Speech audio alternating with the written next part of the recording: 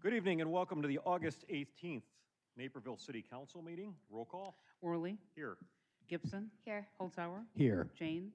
Here. Kelly. Here. McBroom. Here. Syed. Yep. White. Here. Wilson. Here. Please rise and join me in the Pledge of Allegiance.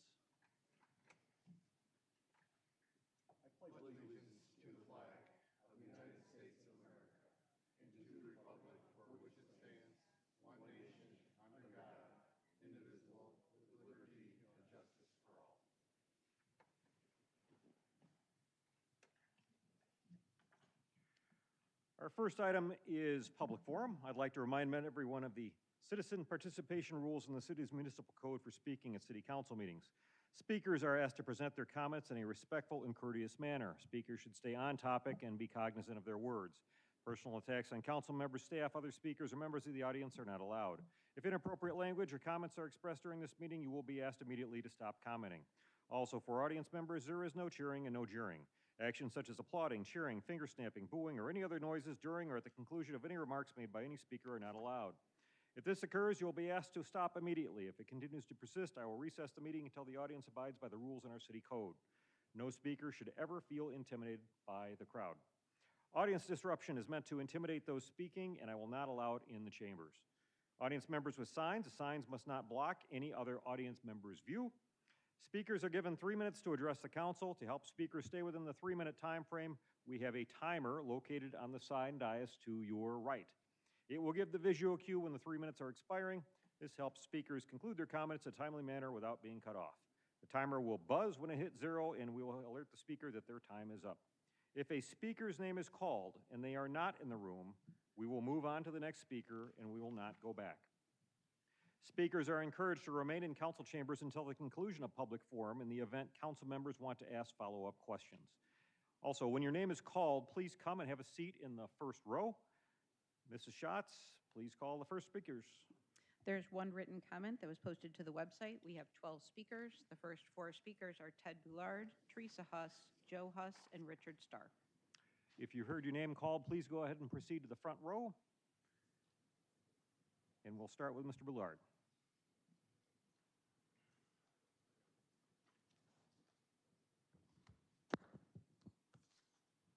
Good evening, Mr. Mayor, City Council members, residents of Naperville. I'm Ted Boulard, a Naperville resident and a volunteer for the Naperville Environment and Sustainability Task Force.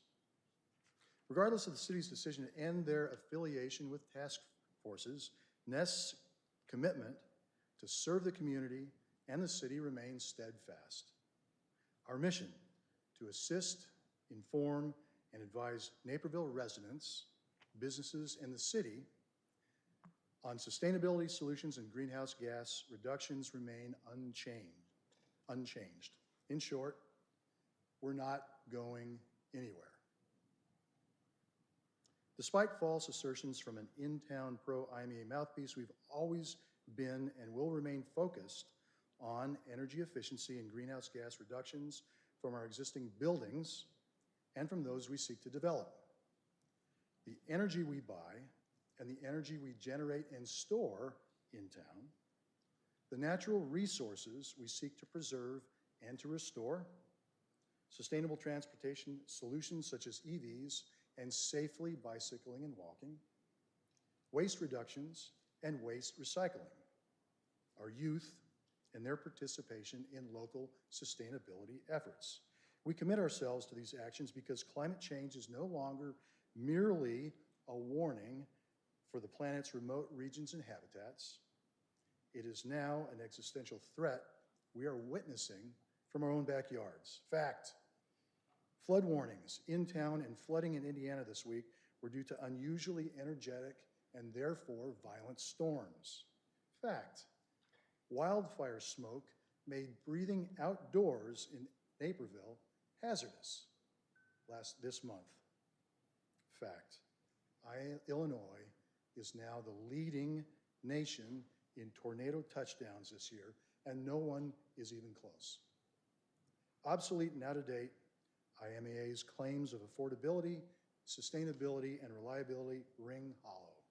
Naperville needs to develop affordable solutions that deliver local resilience, Naperville needs to reduce our financial responsibility for emitting greenhouse gases. You'll hear more from Nest volunteers tonight and in the weeks to come. Thank you for listening. Thank you. Next speaker. The next speaker is Teresa Huss. Good evening. I'm Teresa Huss. I'm here tonight as part of Nest's leadership team.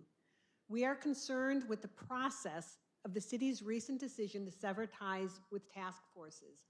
Nest was created in 2019 after months of discussion and a unanimous city council vote, but we and other task forces were disaffiliated by an internal memo with no agenda item, no public comment, and no resident input. And decisions that are made without transparency erode public trust, especially when they reverse actions that were originally made through an open and public process. That said, we want to be clear about one thing. Our mission at Nest has never been to speak for city government. We have always been a voice for sustainability and a voice for residents calling to protect the health, safety, and economic stability of our community today, while ensuring that our children and our grandchildren inherit a livable future. And that's the very definition of sustainability. And right now, all those things are being threatened by climate change. Illinois, as Ted mentioned, led the nation in tornadoes. 2 of the last 3 years were on track to be #1, and this dramatic surge occurs as climate change shifts our weather patterns and moves Tornado Alley directly eastward into Illinois. And these and other climate-driven disasters have caused our home insurance rates in Illinois to skyrocket by 68% since 2020. So these aren't distant problems, they're here now. And future generations are going to have even greater challenges if we don't start considering sustainability in all of our decisions. The community survey, which Polko is presenting tonight, reinforces why the work of Nest matters. Residents rated the natural environment as one of the most important facets of community livability, 85% calling it essential or very important. And when asked directly about sustainability, 73% of residents said it should be a high priority for the city. That's a clear message from our community. Nest is going to continue to support these priorities. The city may have changed our structure, but our mission, our commitment, and our presence in the community are exactly the same. We're going to continue to show up, we're going to continue to do the work, and we will continue to provide the science-based, practical guidance that residents have asked for and that the survey confirms that they value. Thank you for your time. Thank you. Next speaker. The next speakers are Joe Huss, followed by Richard Stark, Rita Trionis, and Ashley Pennick.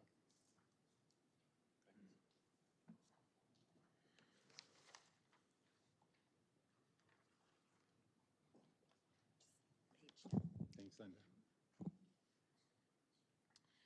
So I'm Joe Huss. I'm a 27-year resident and a Nest volunteer.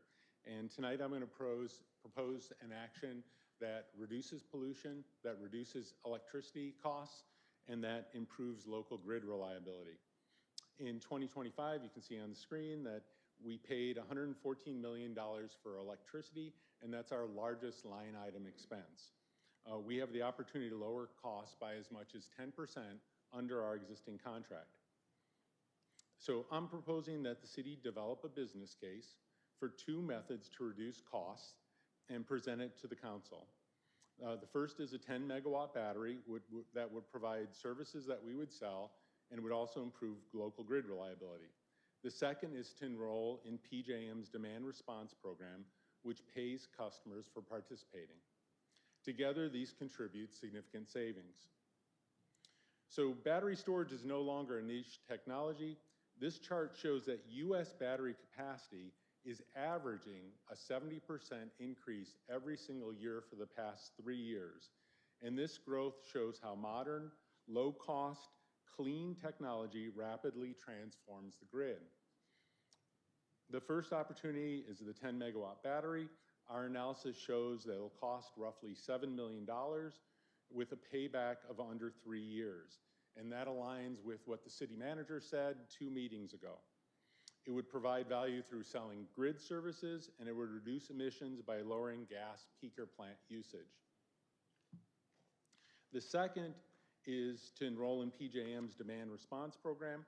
Under this proposal, Naperville's current usage would already produce savings, with more savings possible as the city shifts demand via programs like a time of use charge. So this proposal shows how modern technologies create a more reliable local grid, lower bills, and lower emissions. And my request tonight is that you direct staff to develop a business case and that the city provide that business case back to the council in 3 months and include expected savings, the expected cost, and the timeline. I know that affordability is a priority for this council, and these steps would turn those goals into tangible benefits for residents. Thank you. Thank you. Next speaker. The next speaker is Richard Stark.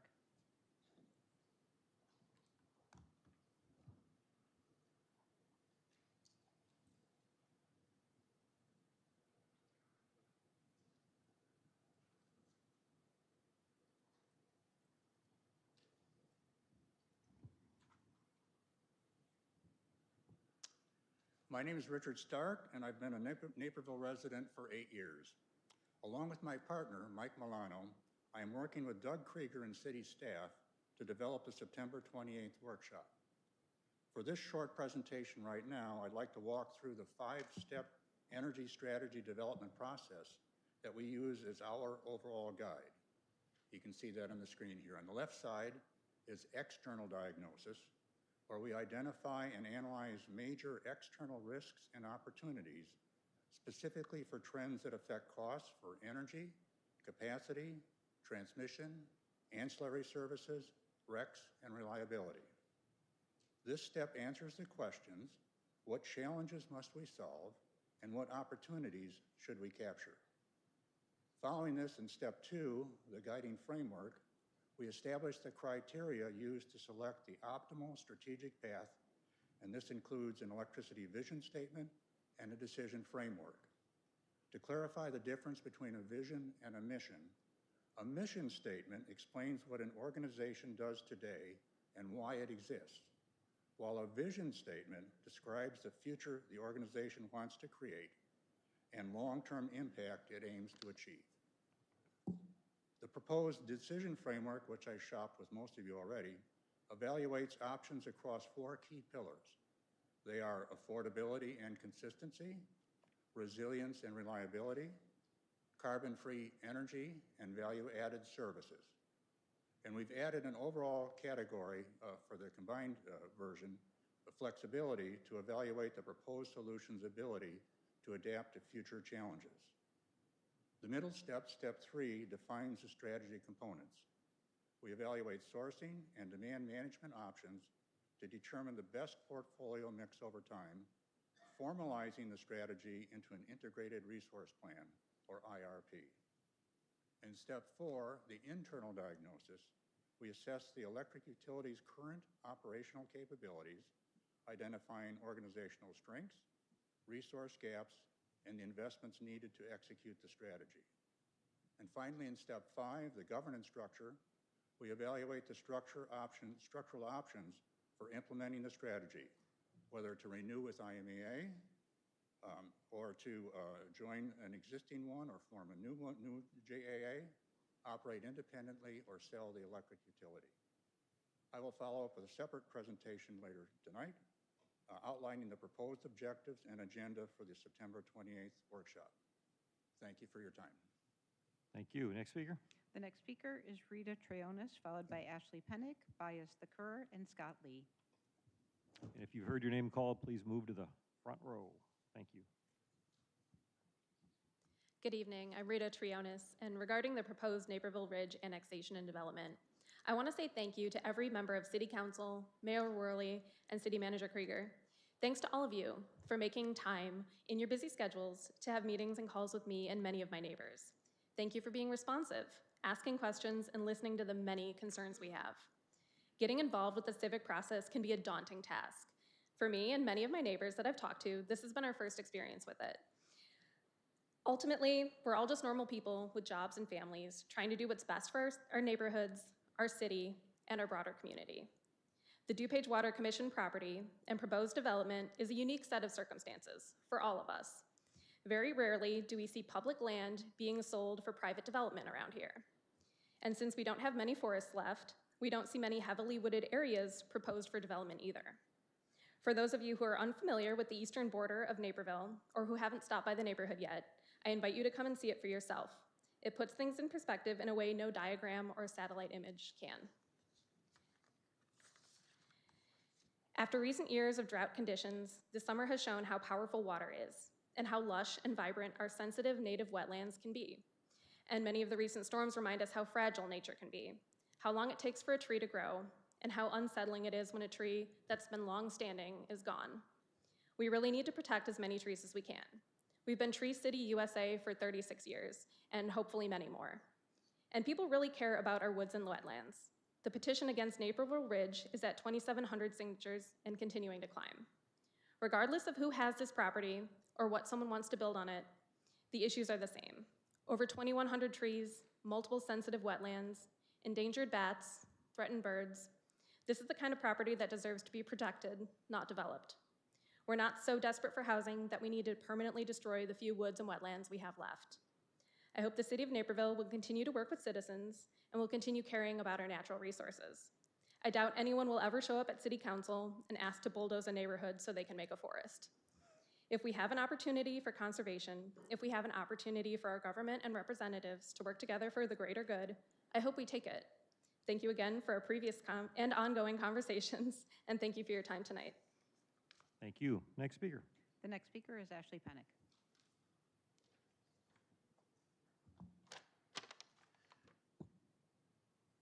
I changed a little bit about what I said. Hello, Naperville City Council, Ashley Pennick here. Wayne's World, the movie, came out in 1992 and was about a cable access show featuring two wacky hosts, Wayne and Garth, based out of Aurora, Illinois. Imagine how excited my two younger brothers and I were when we found out we were moving to the town right next door to Aurora. Our friends couldn't wait to come visit us. When I was in high school, I was fortunate to be a volunteer costume guide at Naper Settlement for the Martin Mitchell Mansion, which gave me an appreciation for this town's rich history, which I still love to learn about today. When I moved here, Naperville Community Television, now most commonly known as NCTV, was a public access television station. In 1998, they started offering a class teaching people how to light the studio for production, use the camera, etc. I never took the class, but if I'd known about it back then, I might have taken it. When I was a teenager, I remember watching the show put out by Adopt, a little furry cats and dogs available for adoption. We adopted our first puppy from a local farm. Channel 17 is also where I learned about June's, pardon me if I'm announcing her name wrong, Sindt. She was among one of the founding volunteers who started Naper Settlement in 1969. She also started the Farmers Market at Fifth Avenue Station, both of which are loved by many. The class itself was 10 sessions and gave students the opportunity to make 10-minute production videos. There was even a guy who interviewed bands at Ribfest on Channel 17. Naperville NCTV started as a PEG channel, a public educational governmental access channel. The purpose of them was to have types of channels: public access channels open to the general public for community programming, educational access channels reserved for schools, colleges, and universities with time allotted by the franchising authority or cable operator, governmental access channels used by local governments for official programs like these city council meetings. Naperville Community Television gave the citizens the opportunity to produce their own shows. I know times have changed and PEG funds have dried up. But can anyone from the city of Naperville come in and produce a show now? Is it accessible to every citizen of this city? I'm just wondering. Thanks. Thank you. Next speaker. The next speaker is Bias Thakur, followed by Scott Lee, John Doyle, and Bill Simon.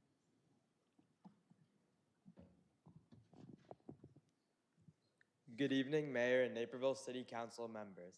I would like to start off by thanking the council for listening to the perspectives of me and many others on the future of our great city. My name is Vyas Thakur, and I am a sophomore at Naperville North High School, and I'm here to speak about the IMEA. Since 2007, Naperville has entered into a contract that not only threatens our ability to reach net zero emissions by 2050, but also does injustice to the future of Naperville, us. The Illinois Municipal Electric Agency, or the IMEA, has supplied Naperville with energy for the past 15 years, with 80% of that energy being coal-based. While many argue that coal-based energy is superior to that of solar or wind, the facts speak for themselves. The combustion of coal required to create this coal-based energy results in severe health consequences due to the toxic air pollution that it causes. Not only that, but according to a study by the U.S. Energy Information Administration, coal emits roughly 2.3 pounds of carbon dioxide per kilowatt hour compared to the solar or wind being considered carbon neutral, or essentially 0 pounds of carbon dioxide per kilowatt hour. And as was proven by extensive amounts of research, the more carbon dioxide present in our environment, the worse off our climate is. Additionally, solar is the cheapest form of energy on the planet, debunking the myth that coal is more affordable. Although some may believe that Naperville's environmental footprint has no real impact on climate change as a whole, much of the IMEA's energy, which fuels Naperville, comes from the Prairie State Power Plant. After just 14 years of operation, this plant has produced over 23 million cubic yards of coal ash, a byproduct of burning coal which contains a toxic mix of heavy metals and radioactive elements. This plant is not only the largest polluter in Naperville, but also one of the largest in all of the United States. I urge council members to not consider any contract extension with the IMEA or any other provider that relies on outdated, dirty fossil fuels. Naperville prides itself on having remarkable nature, starring our award-winning Riverwalk, the Greenie Valley Forest Preserve, the Knock Knolls Nature Center, and much more. But how can we boast our nature when the energy we provide our city with destroys our earth and environment? Thank you all, and I hope you have a great rest of your night. Thank you. Next speaker. The next speaker is Scott Lee. Hello, everyone. Good evening. So my name is Scott. I've been a resident of Naperville for about 30 years, etc. During this public comment, I'd like to say a few words about the in-progress Naperville Ridge Development Plan. Firstly, I'd like to thank the mayor, members of the city council, and the city manager for taking the time to meet with both myself and other members of the community in the last few months. Me and my wife both work full-time jobs, and we have small kids, so can totally appreciate everyone having a fairly full schedule. I read very carefully through everyone's public profiles, and almost every member had a section about why environmental sustainability was important to them. For this reason, I expect you officials to share and commiserate with the greater community about some of the issues we see with the proposed Naperville Ridge Development Plan. In the initial development plan that was submitted to the City and Planning and Zoning Committee, we believe that the wetland study was insufficient. There were significant areas, specifically in the southwest quadrant, that were not tested. The other areas in the parcel that were tested almost all found presence of verified wetlands. It's a little bit hard to describe verbally. I didn't know we could have a presentation. Perhaps I will include one next time, but certainly for council members who were interested and have met with us, we've distributed pictures of the land and the study that was done. In truth, the study was very lacking, and we've struggled to get a straight answer on why this is considered sufficient to determine no wetlands when large swaths of the area wasn't even tested. In short, the initial analysis severely overlooking and underestimating the amount of wetlands in this parcel. Secondly, I want to say that while some of the most vocal parties here are physically closest to the parcel, I think this is an important issue for the greater Naperville community. My wife started an online petition that has now garnered over 2,700 signatures from the community, showing that this is not just about myself and some other nosy neighbors who care, but valid concerns from the greater community. I am certain that if this topic was on the agenda today, we would see a commiserate amount of people before you in person. As another prominent member of the community stated in a recent issue of the Naperville Sun publication, and I quote, "This is not in my backyard issue. This is not in our backyard issue." So we're pursuing your support to vote no for this annexation proposal. Members of this community will not stop paying attention, will not stop caring, and will not stop voicing our concerns and will not stop exercising our rights until this is settled and we have a no vote on annexation. Lastly, I want to extend an invitation to anyone here to come visit the parcel so you can see for yourself about what we're talking about. Thank you again for your time and the opportunity to bring an issue that resonates with the community before you. Thank you. Next speaker. The next speakers are John Doyle, followed by Bill Simon, Chris Monovich, and Judith McGowan.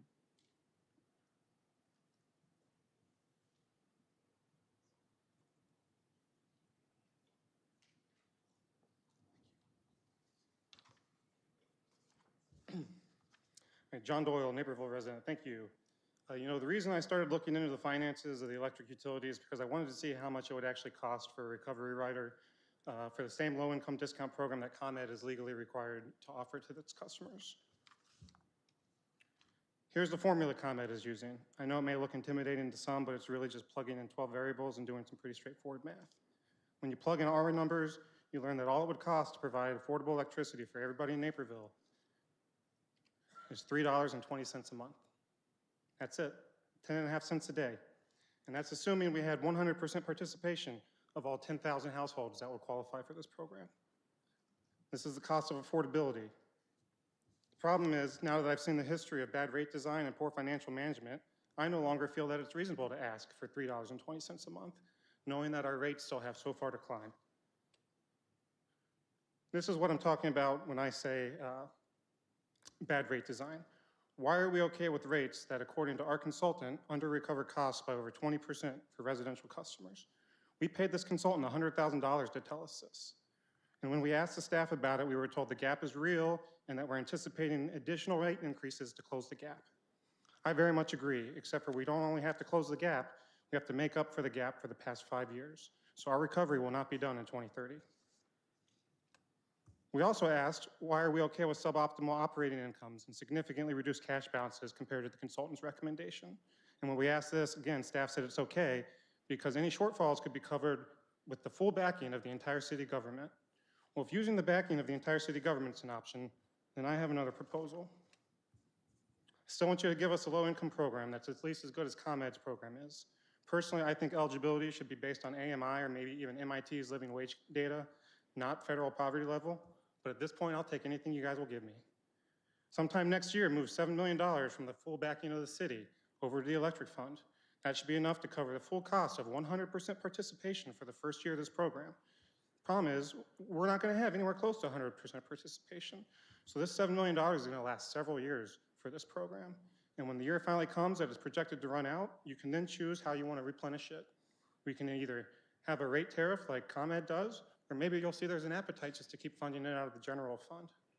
Or you can just get rid of the program, but you should at least try. Either way, this is how you solve affordability. 5 votes and policy. Thank you. Thank you. Next speaker. Next speaker is Bill Simon.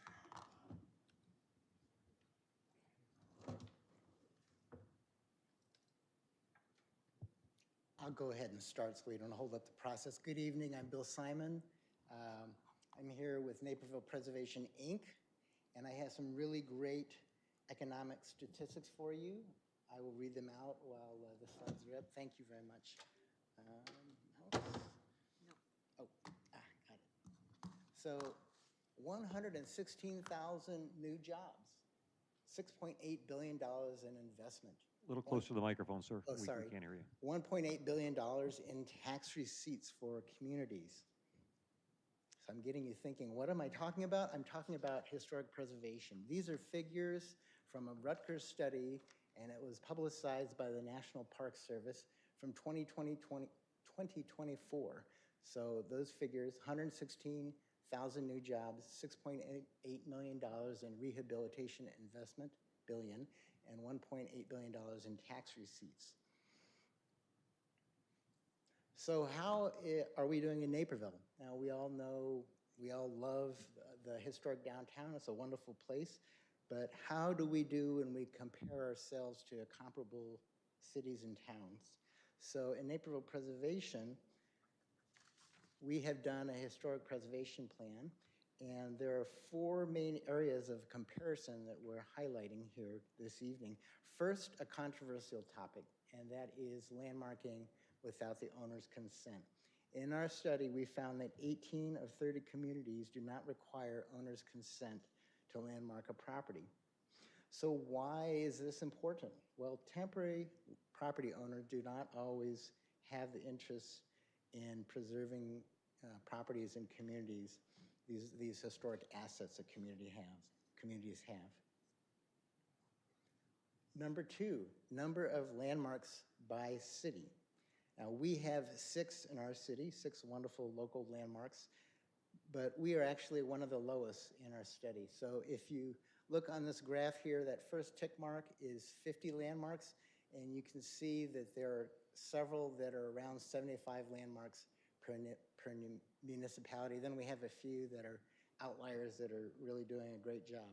Well, this is important because landmarks are important because they show the city's commitment and the community's commitment to historic preservation. Number 3, number of historic districts. We have one very wonderful historic district, but when you look at the comparison with these top 12 cities, we don't even show up on here. So you can see 7, 6, 5, 4, 4, 3. And this is also important because this shows that the city supports historic preservation, or the municipality supports historic preservation and is more likely to support property owners. And finally, incentives, and we are very minimal in this area. The speaker's as well. time is up. Thank you. Next speaker. The next speaker is Chris Monovich, followed by Judith McGowan.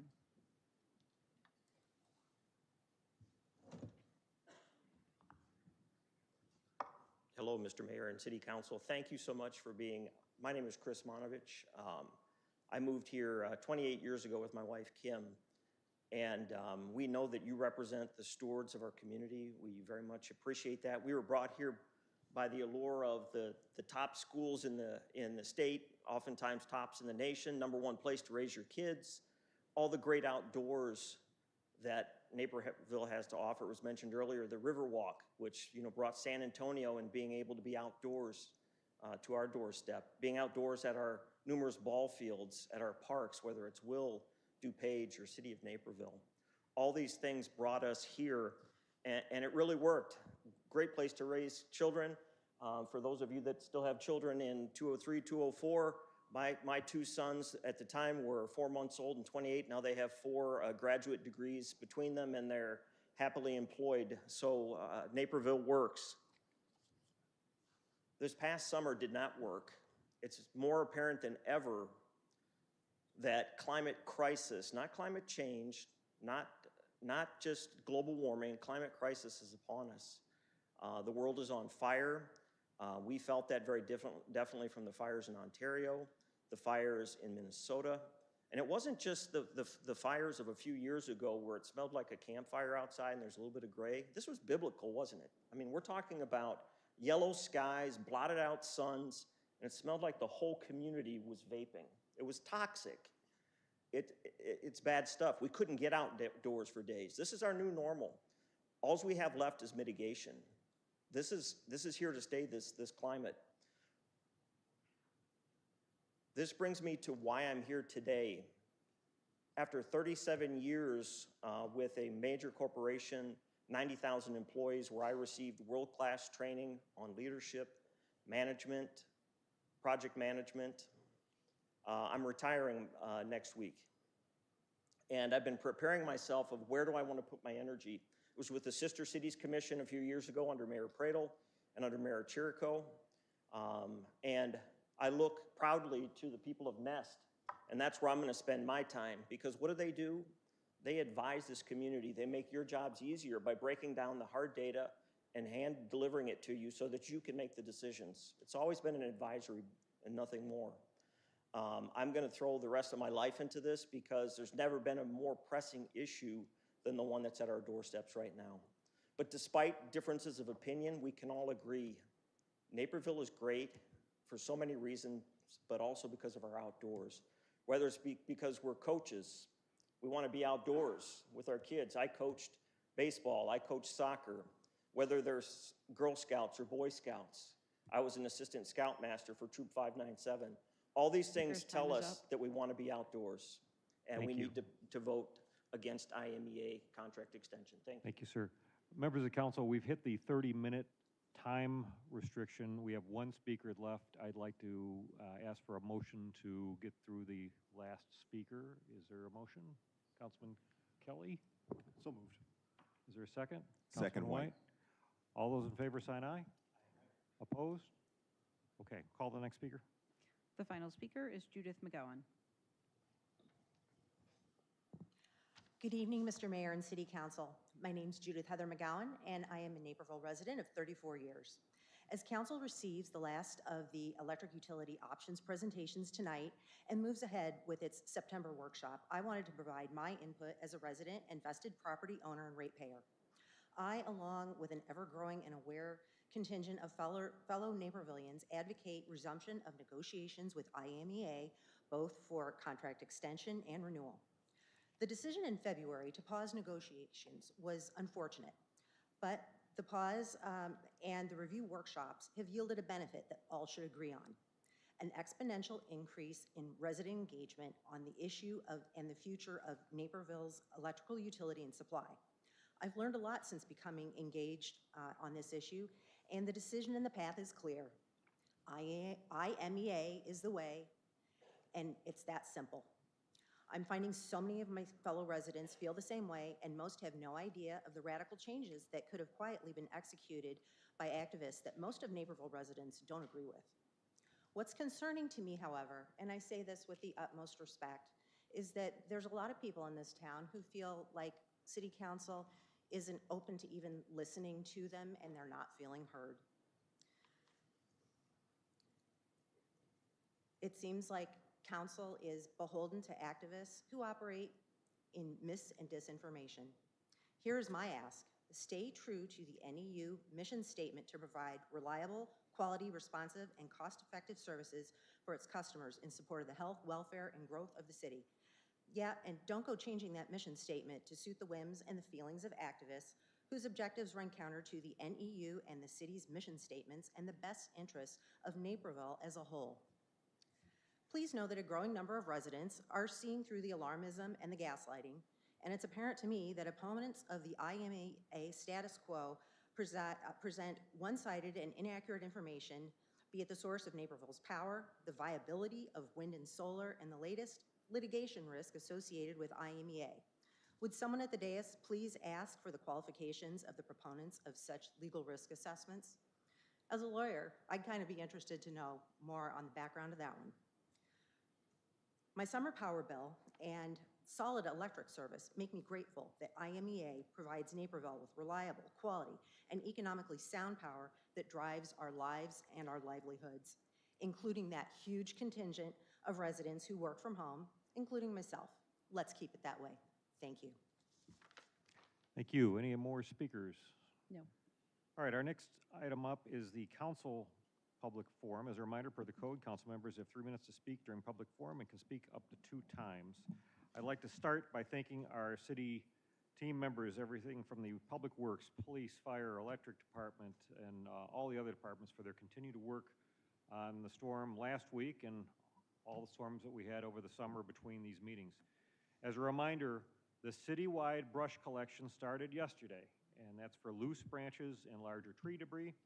Root Industries is one of our service providers. They're also collecting bagged and bundled brush without stickers. So you don't have to put a sticker on your brush bag, and that's for 2 weeks. So that's this week and next week.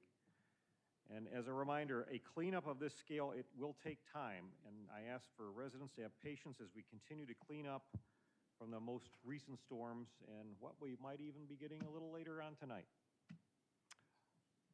Councilman Holzhauer. Thank you, Mayor. I wanted to raise I thought, pretty significant resident concern to the council, which did not go to all 9, but I think it's worth the council and the public hearing about. So this is from a resident who was asked to host an event by a group called Puppy Yoga Club. And this is a resident who's a business owner that owns a studio.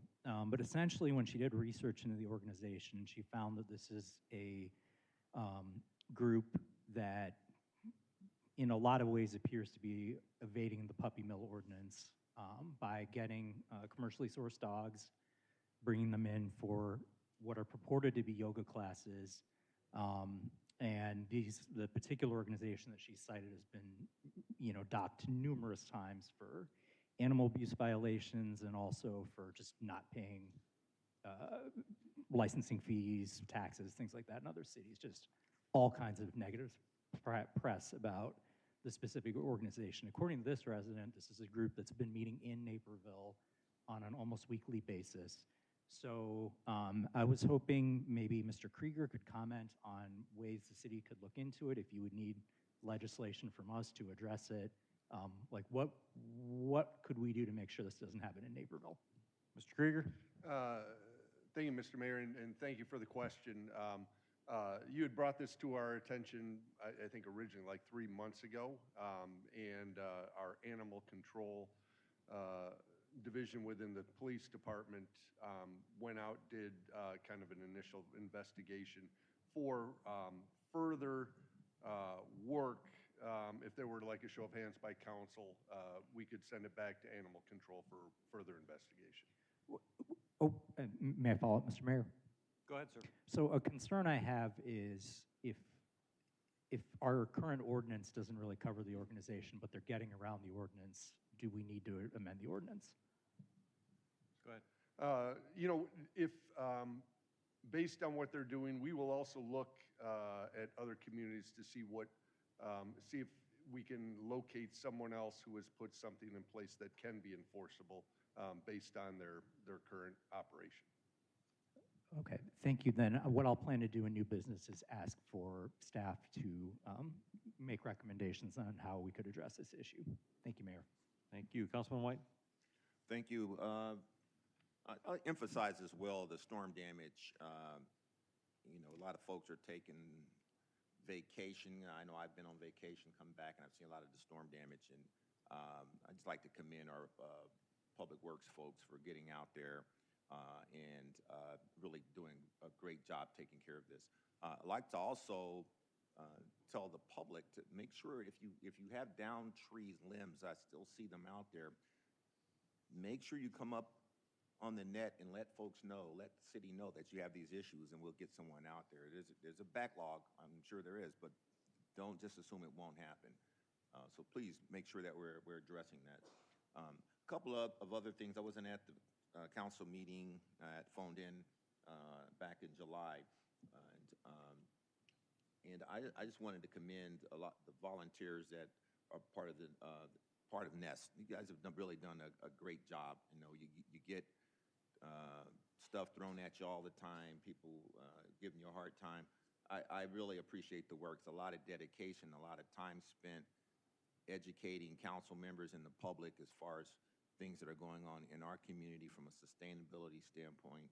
And sometimes I just think we may take that for granted. I just want to let you know, personally, I appreciate it, and I'm sure many members here on the council do as well. And finally, I'd like to address Mr. Huss's comments with the battery and having staff come back and give us a business case. During new business, I would like to bring that up. I think there's a lot of positives there that I just think we would be foolish to ignore. And I'd like to see staff come back, let us know, maybe if you can do it. He said 90 days. If you can do it sooner than that, that would be great. I know it's a lot on the plate. City manager shaking his head, no.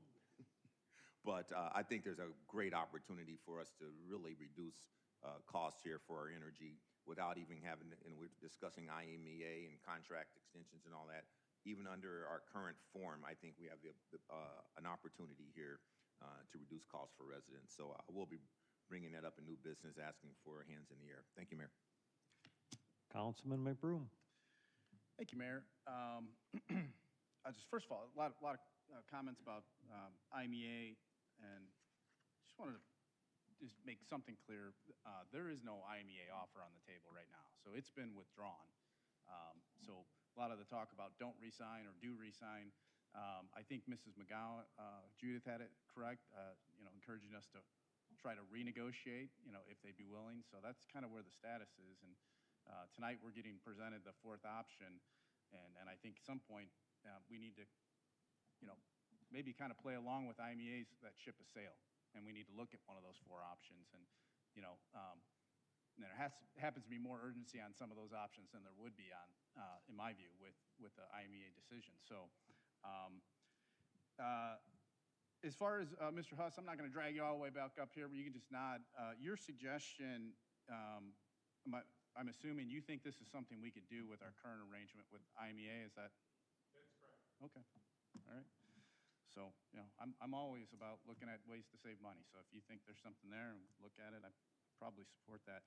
The other thing was, Mr. Simon, you've been here a few times. I've talked to Joe McElroy about historic preservation, and it's almost like the energy discussion. Show me a way to do this that doesn't cost us money, and I think we're all on board with. I want to preserve old historic buildings. Can we do it? And first of all, staff, we don't have any kind of robust incentive program, do we? Director, or Assistant Director Laff? That's correct. We do not have a historic preservation incentive program. So, anyway, I will talk to you. I'm happy to have that discussion. I'm very sensitive on this topic of property rights. I don't like to hear about forced landmarking. And, I understand you guys are proposing adding a staff figure here. So those are all things that I would have to really, get over that hurdle. But in general, I'd like to explore it. So thanks. All right, our next item is the consent agenda. May I have a motion to use the omnibus method to approve the consent agenda? Councilman White. I move to use the omnibus method to approve the consent agenda. Councilman Kelly. Second, Kelly. All those in favor say aye. Opposed? Motion passes 9-0. May I have a motion to approve the consent agenda, removing I-10 and I-23? Councilman White. I move to approve the consent agenda, removing items I-10 and I-23. Councilman Kelly. Second, Kelly. Mrs. Schatz, please read the consent agenda, removing I-10 and I-23. There is a position of support posted on the website for item I-25. Approval of the July cash disbursements for a total of $52,872,545.70. Approval of the regular City Council meeting minutes of July 21st, 2026. Approval of the City Council meeting schedule for September, October, and November 2026. Receiving the year-to-date investment and cash balance report through June 30, 2026. Receiving the year-to-date budget report through July 31st, 2026. Approval of the appointments of Mark Stecknick to the Financial Advisory Board, Tiana Key to the Human Rights and Fair Housing Commission, Maria Westerhold to the Public Utility Advisory Board, and Elizabeth Spencer to the Riverwalk Commission. Approval of the award of option year 1 to the contract for specialty winter operation services, sidewalks and parking lots to Beverly Snow and Ice for an amount not to exceed $465,000. Approval of the award of option year 1 to the contract for cartage services to BioAg Incorporated and International Hauling and Excavating for an amount not to exceed $280,000. Approval of the award of the sole source procurement for Navaline Public Administration software maintenance and support to Central Square Technologies for an amount not to exceed $159,135.86 for a one-year term. Approval of the award of change order number 1 to the contract for Ogden Avenue and Washington Street water main improvements to Scanlon Excavating and Concrete for an amount not to exceed $343,347.75 and an additional 238 days. Approval of the award of change order number 1 to the contract for SPX Flow US LLC SPX Flow Parts and Service to Mills Winfield Engineering for an amount not to exceed $50,000. Accepting the record of emergency procurement for roadway salt to Midwest Salt LLC for an amount not to exceed $454,000. Waiving the applicable provisions of the Naperville Procurement Code to establish pricing for the 2026-2027 winter season and awarding the RFQ for roadway snow removal to certain contractors for an amount not to exceed $468,780 for the period from October 1st, 2026 through April 30th, 2027. accepting the public street and water main improvements at Hidden Creek subdivision and Block 59, and authorizing the city clerk to reduce the corresponding public improvement surety. Passing the ordinance approving a major change to the conditional use to grant a variance for a fence for the property located at 1800 South Washington Street. Receiving the staff report for 115 Aurora Avenue and 405 South Main Street, John Green Commercial, and approving the associated ordinances, approving preliminary final plat of Aurora Avenue Professional Building Subdivision, authorizing the application of parking fee in lieu provisions, rezoning certain property located at 115 Aurora Avenue and 405 South Main Street to TU Transitional Use District, and approving height building design and parking lot setback variances. Waiving the first reading and passing the ordinance amending Section 3-3-11 of the Naperville Municipal Code by increasing the cap on late-night permit in downtown to 23. Waiving the first reading and passing the ordinance establishing two-way stop control at the intersection of Rosenweed and Hawkweed Drive. Waiving the first reading and passing the ordinance establishing a no parking, stopping, or standing zone on Hillside Road. Waiving the first reading and passing the ordinance amending Title 11, Chapter 2, Article B of the Naperville Municipal Code to establish new daily fee parking spaces at 333 Center Street. Passing the ordinance establishing temporary traffic control and issuing a special event and amplifier permits for the 2026 Water Street Long Table Dinner scheduled on Sunday, September 27th, 2026. Adopting the resolution authorizing execution of the Illinois Public Works Mutual Aid Network System or Network Agreement and the Illinois Emergency Management Mutual Aid System Agreement, and adopting the resolution approving the amended intergovernmental agreement and memorandum of understanding between the City of Naperville and the Naperville Community Unit School District for school resource officers. We have a motion and a second to approve the consent agenda minus I-10 and I-23. Roll call. Worley. Yes. Gibson. Aye. Holzhauer. Aye. Jane. Aye. Kelly. Aye. McBroom. Aye. Syed. Aye. White. Aye. Wilson. Aye. Motion passes 9-0. I-10. Item I-10 is a recommendation to approve the award of the cooperative procurement for 2026 facilities roof repairs to Garland DBS for an amount not to exceed $136,355. Councilwoman Gibson. Thank you, Mayor. I pulled this item because I have a question about how the funds, the costs are being allocated across the different funds. It's roofing for 3 different facilities, one for electric, one for water, and one for the Van Buren parking deck. I noticed the bulk of the costs are being allocated to the capital projects fund, with some being picked up by water utility and electric utility. Wondering, I know we have a dedicated parking deck fund that covers maintenance and new construction. So I'm wondering if there was a reason that these costs weren't allocated to that fund. Mr. Krieger. Thank you, Mr. Mayor. Excellent question. Simply, the reason is simply from past precedent. We have been funding that basically through general fund sources, even though we have reviewed that this time around, and it would be eligible for downtown parking funding. Okay, thanks. So I'm open to how you want to word the motion, but to me, it's not just an issue of fund accounting, but also our capital dollars are meant to be spent on capital projects across the whole city. So if, as policy, we've set up this fund that specifically collects money from the food and beverage tax, and then it's specifically set aside for garage maintenance and construction, I think it's an equity issue.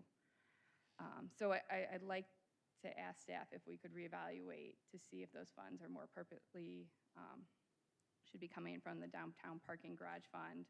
Then also to look into whether either previous or ongoing maintenance, what funds that's coming from and whether they'd be more appropriate to be coming from this designated fund. Mr. Krieger. Would you like me to offer up a motion? However you think it's appropriate to word. All right. How about approve the award of cooperative procurement 26-212 facilities roof repair to Garland DBS Inc. for an amount of $136,355 and funding the Van Buren parking deck repairs through the downtown parking fund. I'm comfortable with that. I believe the policy is typically 2/3 parking fund maintenance and then 1/3 capital. Yes, if it's fund. funded from the downtown SSA. This is a separate fund, and it would be eligible for all of the costs. Okay, I'm up to defer to staff to what the typical aligned with our policy is. But it seems like this is the appropriate place to be paying for that. Yeah, staff would concur with this recommended funding source. Great, thank you. Then I'm comfortable with the motion. Are you making the motion? Yes, motion as stated by City Manager Krieger. Second, Holzhauer. Okay, we have a motion and a second. Any discussion? Councilman Holzhauer. Thank you, Mayor. First of all, very good catch by my colleague. I was a little surprised that the downtown or the parking fund was seen as an option for funding. It strikes me that if we have a parking garage construction and maintenance fund, that is the only source of funding for parking garage maintenance, unless we were to say otherwise. So one of the questions I have is, if going back in time, how many other times has a different pot of money been used to fund the downtown parking maintenance? Mr. Krieger? It'll take us a little bit of time to pull that together, but we can pull together kind of like a 5-year history. Yeah. And we can circulate that to council. Yeah, that'd be great. And kind of where I'm going with that would be, let's say, I'm going to make up a number, but let's say there was $1 million of maintenance in the garage from prior years. I think an accurate accounting is that's the fund that should have come from. Like, I think we got to be tighter with our accounting than just picking randomly. So thank you, Mayor. Any further discussion? We have a motion and a second. Roll call. Gibson. Aye. Holzhauer. Aye. Jane. Aye. Kelly. Aye. McBroom. Aye. Syed. Aye. White. Aye. Wilson. Aye. Worley. Yes. Motion passes 9-0. I-23. Item I-23 is a recommendation to waive the first reading and pass the ordinance amending sections 3-3 and 3-6 of the Naperville Municipal Code to prohibit the retail sale of Kratom. There are 4 statements of opposition and 6 written comments that were posted to the website, and we have 8 speakers on this item. Go ahead and call the first speakers.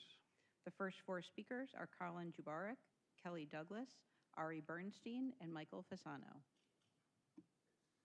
So if you've heard your name called, go ahead and proceed to the front row. The same rules apply from public forum, where you're given 3 minutes to speak. The timer will be in operation, located on the side dais.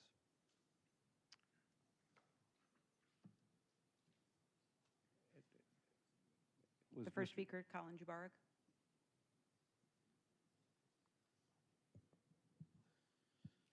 Hello, and thank you for giving me the opportunity to speak today. My name is Colin Zubarik, a public policy advisor for the American Kratom Association. We're a consumer advocacy organization, nonprofit. We do not sell any products I do not make sales or anything. We are just a consumer advocacy organization. So I come here today to express my opposition to Ordinance 26-0984. In your ordinance, you mentioned FDA warnings about Kratom and the alleged negative effects, while ignoring the FDA's own words. On July 29th, 2025 announcement, the FDA issued its intention to ask the DEA to schedule 7-OH, while intending in their letter to not mention natural kratom leaf whatsoever, that they do not want to target natural kratom leaf. Its intention was realized in July 1st of this year, when the DEA announced its scheduling request for 7-OH in synthetic kratom products, also reaffirming the FDA's notice that it is not targeting natural kratom products. This is important for multiple reasons. One, if this product was causing opioid-like effects, deaths, damage, respiratory failure, I do not see a reality in which the DEA would intentionally carve out a provision for natural kratom products. This is again reaffirmed with other safety standards, such as the NIH new investigational drug application published June 1st of this year. In that application process, they start testing with human test subjects metragenine, the primary alkaloid within kratom, natural kratom products. What's important about the IND is that the NIH cannot begin this process without showing that metragenine would cause undue harm on human test subjects. Respiratory failure death, opioid effects is undue harm. They had to show a burden of proof that it would not cause. Going forward and further with the FDA, published last year was the FDA's single ascending dose finding study, in which they had test subjects have a single ascending dose study with up to 12 grams of kratom, natural kratom, healthy humans. In these tests, it found no adverse effects, no dangerous adverse effects, with only in the very late stages, 8 grams and up, showing slight nausea, which is to be expected from taking a bitter substance in such high dosage in such a small amount of time.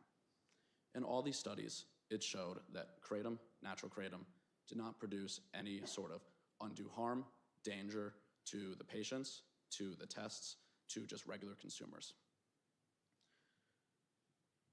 Natural kratom leaf products do not produce any highs, they do not produce any danger. The speaker's time is up. Thank you. Next speaker. The next speaker is Kelly Douglas, followed by Ari Bernstein. Hi, everybody. I'm Kelly Douglas. I would like to speak in support of the proposed ban on the retail sale of kratom in Naperville. As both a member of the Liquor Commission and a resident in the community, having attended Steeple Run and then Madison and Naperville North, I believe one of our most important responsibilities is to protect the public health and safety of our community, particularly when we see an emerging problem and trend and we have the opportunity to act before it becomes a larger one. For me, this issue is also personal. I have watched a close friend with young children privately struggle here in Naperville with the kratom addiction, and I've seen firsthand how something can be marketed as harmless or natural product can lead to a real dependency. And this concern goes well beyond my own personal experience. As outlined in the proposed ordinance, kratom contains compounds that can produce opioid-like effects and carry the potential for addiction. The ordinance also notes that FDA warnings involve seizures, liver damage, and potential of overdose and deaths. This should concern all of us. I also am particularly concerned about how these products are being marketed to our community. There's a prominent sign, a huge sign, of Feel Free right on the corner of Hillside and Washington next to both Highlands Elementary School and Naperville Central High School, where I personally have a 15-year-old and many people in the community have children there as well. Regardless of how our product is characterized, large-scale marketing of a kratom-related product in such close proximity to our schools raises serious concerns about exposure, normalization, and the messages we're sending to our youth. Our young people are especially vulnerable to the marketing that makes dangerous products appear mainstream, harmless, or wellness-oriented. We should be asking whether this is the kind of product we want, prominently promoted steps away from our children. We should not wait until more families in Naperville experience the consequences firsthand before deciding that action is warranted. The ordinance before us is clear, and I believe that it is the right approach. Naperville has always taken pride in being proactive when it comes to the safety and well-being of our community, and we have an opportunity to act now before something more tragic happens. Thank you. Thank you. Next speaker. The next speaker is Ari Bernstein, followed by Michael Fasano and Jim. Hi, my name is Ari. I'm a licensed clinical social worker, and I work at Mill Street Behavioral Health, which is associated with Edward Hospital. I've worked there for the last 5 years, and during that time, I've treated hundreds of patients myself, and as a clinical supervisor, I've supervised the treatment of thousands of patients for substance use disorder, and I've treated patients for cocaine use, alcohol use, opioid use, heroin use, cannabis use, and alcohol use. And over the last 5 years, I've grown to learn how to treat kratom use disorder. And I don't see any difference between kratom and kratom products as I do from the rest of the substances that I mentioned previously. I have to develop relapse prevention plans, address financial harm to families, all from kratom use. I treat, as part of my team with nurses and doctors, I prescribe the same drugs I use for opioid use disorder. People who come in with kratom use disorder are prescribed naloxone as an overdose reversal drug and buprenorphine to help with withdrawals. And so I've firsthand experienced a lot of harm done by kratom and kratom use, and I am in support of this ordinance. Thanks so much for your time. Thank you. Next speaker. The next speaker is Michael Fasano. Hello, my name is Michael Fasano. I'm 40 years old. I've been consuming natural tea kratom for over 15 years on and off, mostly for chronic insomnia. Also helps with my joint pains, and at very low doses it helps with focus. I never had abuse problems with it. I've never had health problems. I'm a productive member of society, but I want to state the big issue over the past couple years, which I am really disgusted with myself. So I just want to show you something. This is natural tea kratom. This is the ground up powder. This is what I consume. Several vendors and shops in other villages sell just this. They're, you know, they do have COAs if you can ask for them, and they, you know, 21 and older. But unfortunately, I noticed there are a lot of gas stations and smoke shops that are selling products like this and calling them kratom. And they're selling liquid shots and all this other potent stuff, and they simply just do not care. This one says perks. And I could see why a young person, a youth person, would be attracted to something like this. And this is getting people addicted, and they're constantly have to increase the dose all the time. And when they go into rehab centers or detox centers, unfortunately, sometimes they'll say 7-OH, sometimes they'll say kratom. So it kind of gets mixed up. There's a lot of conflation, and there seems to be an issue with differentiating what is what. These pills, liquid shots, any of the gummy stuff, that potent concentrated stuff, that is not traditional kratom. This is traditional leaf kratom. And the next thing I want to add too is on the topic of regulation. I understand there's a burden of other villages may feel like that, you know, they need to bring it to their own personal lab to test it and stuff. And I sympathize with that. But the lab testing burden falls on the responsible vendors that are doing it right, that are unfortunately getting penalized because of the bad actors. So this is from a vendor that I bought online, and there's actually a QR barcode, and when my phone's dead right now, when you scan it, it will take you to certificate of analysis reports. This literally shows you the tiny amounts of trace, like 0.00009 of the 7-hydroxy. It doesn't even have an effect on your brain. And it shows you the levels of the naturally occurring alkaloids. It also shows you it doesn't have any contaminants, yeast and mold. It tells you everything. And it shows you the company name on there. It gives you a number. You can call the number to confirm and verify the legitimacy of it. And here's another one. I don't have this product with me, but this, it shows you the product, the lot number, and everything. So I really would go for the route of regulation instead of prohibition. Thank you for letting me speak. Next speaker. The next speaker is Jim, followed by Dr. Heidi Sikora, Ela Webster, and Ashley Ware. Good evening. My name is Jim Surek. My children attend Naperville schools, and I spoke before this council about kratom in 2019. I'm not against regulation. In fact, I supported the council's regulation in 2019. What I think is important today is that the council distinguishes traditional kratom from newer, higher potency synthetic 7-OH products. They are not the same thing. They should not automatically be treated the same. Back in July, the Liquor Commission heard extensive testimony supporting this proposal, but did not hear a comparable testimony from those with a different perspective. Multiple speakers all on one side. Tonight, the perspective only gets 3 minutes. I'd ask the council to weigh that imbalance before taking final action, and to consider whether anyone has evaluated how the 2019 framework has actually performed. Please do not rush to broadband an ordinance, which may push people towards unregulated products. And it also, well, that's it. Thank you. Thank you. Next speaker. The next speaker is Dr. Heidi Sikora. Good evening, Mayor and members of the City Council. Thank you so much for allowing me to testify tonight. My name is Dr. Heidi Sikora. I'm a doctor of nursing practice, a retired nurse practitioner and healthcare executive. I volunteer as the Chief Scientific Officer for the International Plant and Herbal Alliance, but I'm here speaking on my own behalf tonight. And so I want to let you know a little bit about my story. I live with multiple rare genetic disorders, including a Chiari malformation, which means that part of my brain is below the opening in my skull and puts pressure on my spinal cord. In addition, I have a tethered spinal cord, Ehlers-Danlos, hypermobility, hereditary alpha-tryptosemia, and a few more. So I live in pain that is severe and constant.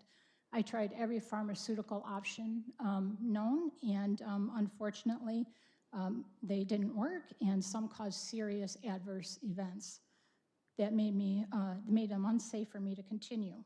Even after brain surgery, I was only able to tolerate opioids for just a few days.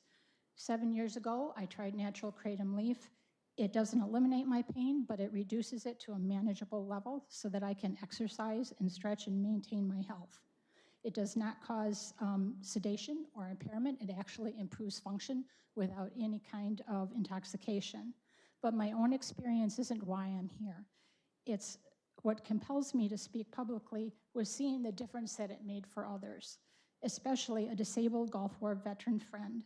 On a family trip, he was miserable on his prescribed opioids. I suggested he try natural kratom leaf. The improvement was remarkable. He had enough pain relief to function without sedation. At the end of the day, his young son looked up at me and said, "Thank you for giving us our daddy back." I understand your concerns about unregulated smoke shop products. The problem is real, and it's exactly why regulation, not prohibition, is needed. As previously discussed, the DEA has already distinguished between synthetic products and natural leaf kratom. They couldn't be more different than night and day. The DEA explicitly said they are not taking action against natural kratom leaf, and that's mostly because of the concern of unintended consequences by actually removing those products. Every product carries risks when misused. That's exactly why standards, testing, and clear labeling matter. A Kratom Consumer Protection Ordinance ensures consumers know what they're taking, how much is appropriate, and what limits exist. Prohibition doesn't prevent misuse, regulation does. Removing natural kratom from the market doesn't protect the public, it eliminates the safe regulated products. And I must ask, why is natural kratom being held to a higher standard than alcohol? Thank you so much for your time. Next speaker. The next speaker is Isla Webster, followed by Ashley Ware. Good evening. My name is Isla Webster, and I ask you to vote no on the proposal to ban natural leaf kratom.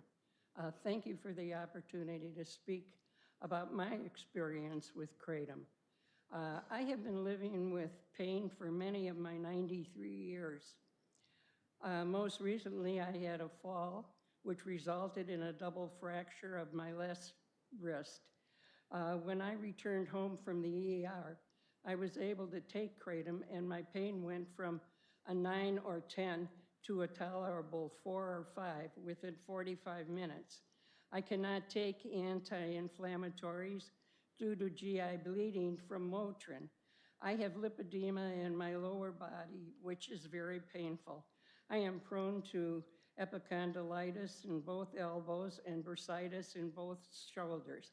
I have a stress fracture in my spine at C5 and a bulging disc at L5. I have taken kratom occasionally for a few years with no side effects. My blood work is perfect and my heart is well. Natural kratom leaf does not suppress my breathing. When I need it, it allows me to continue my daily exercise program, walk 5,000 to 6,000 steps every day, and I tap dance. I am the youngest in the line of 10 children. My older siblings lived well into their 80s, 90s, and 100. My only living sister is 96. Genetics predict that I could also live to 100 or beyond, and so I am doing everything I can to live a healthy, joyful life. I implore you, please do not ban natural leaf kratom. Thank you so much for listening to my experience with natural leaf kratom. Thank you. Next speaker. The final speaker is Ashley Ware.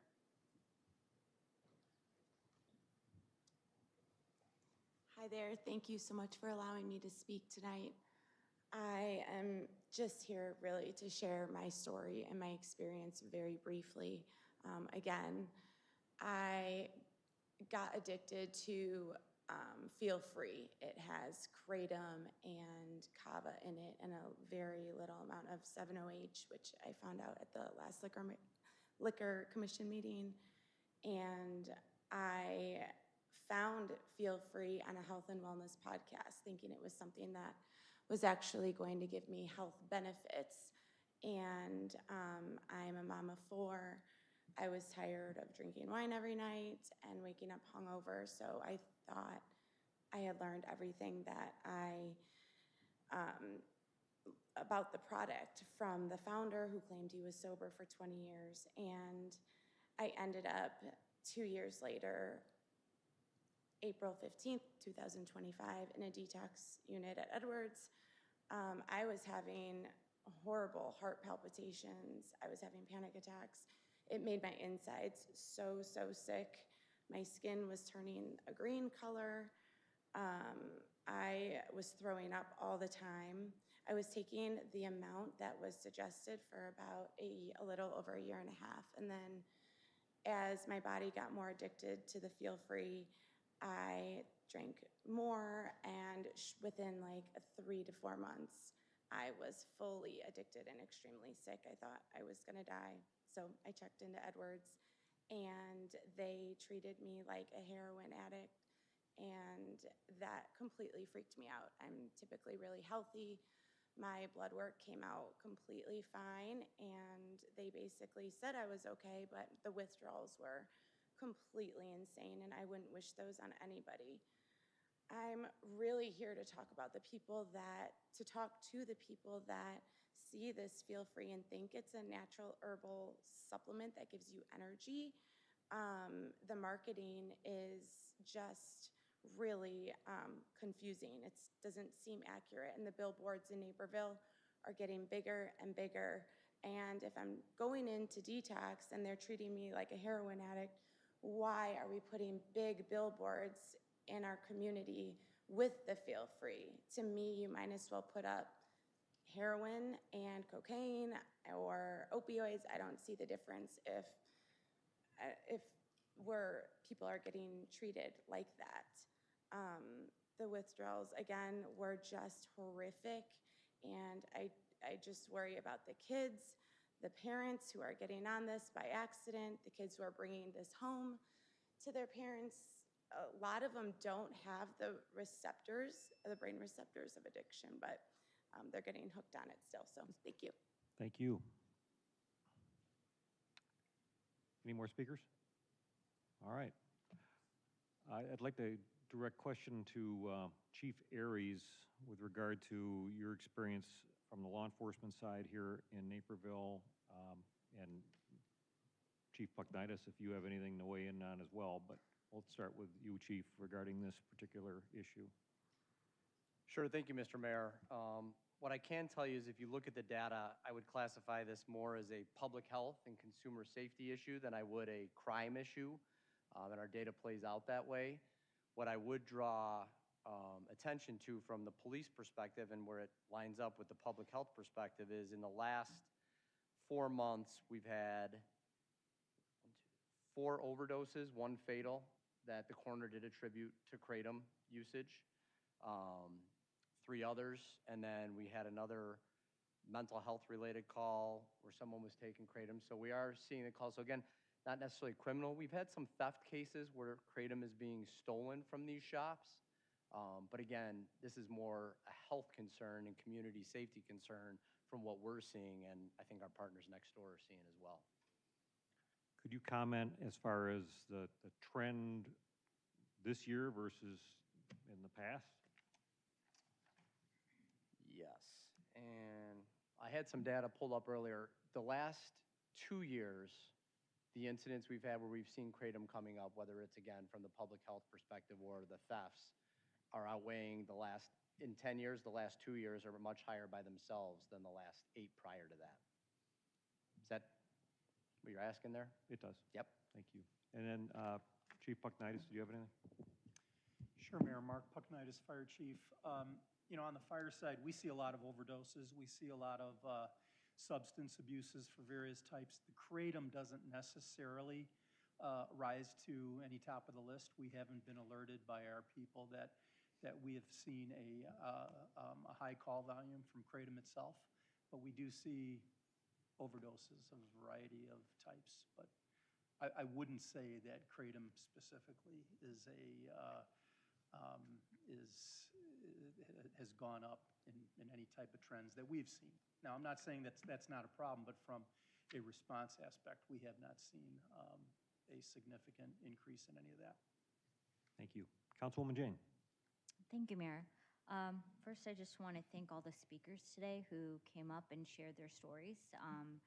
I know they're personal and not easy to share in public, but I do appreciate that you're willing to come up and share those stories. I had a couple of questions, one for Chief as a follow-up, and another one for Mr. Bernstein, if he wouldn't mind coming up. I'll start with Chief, if that's okay.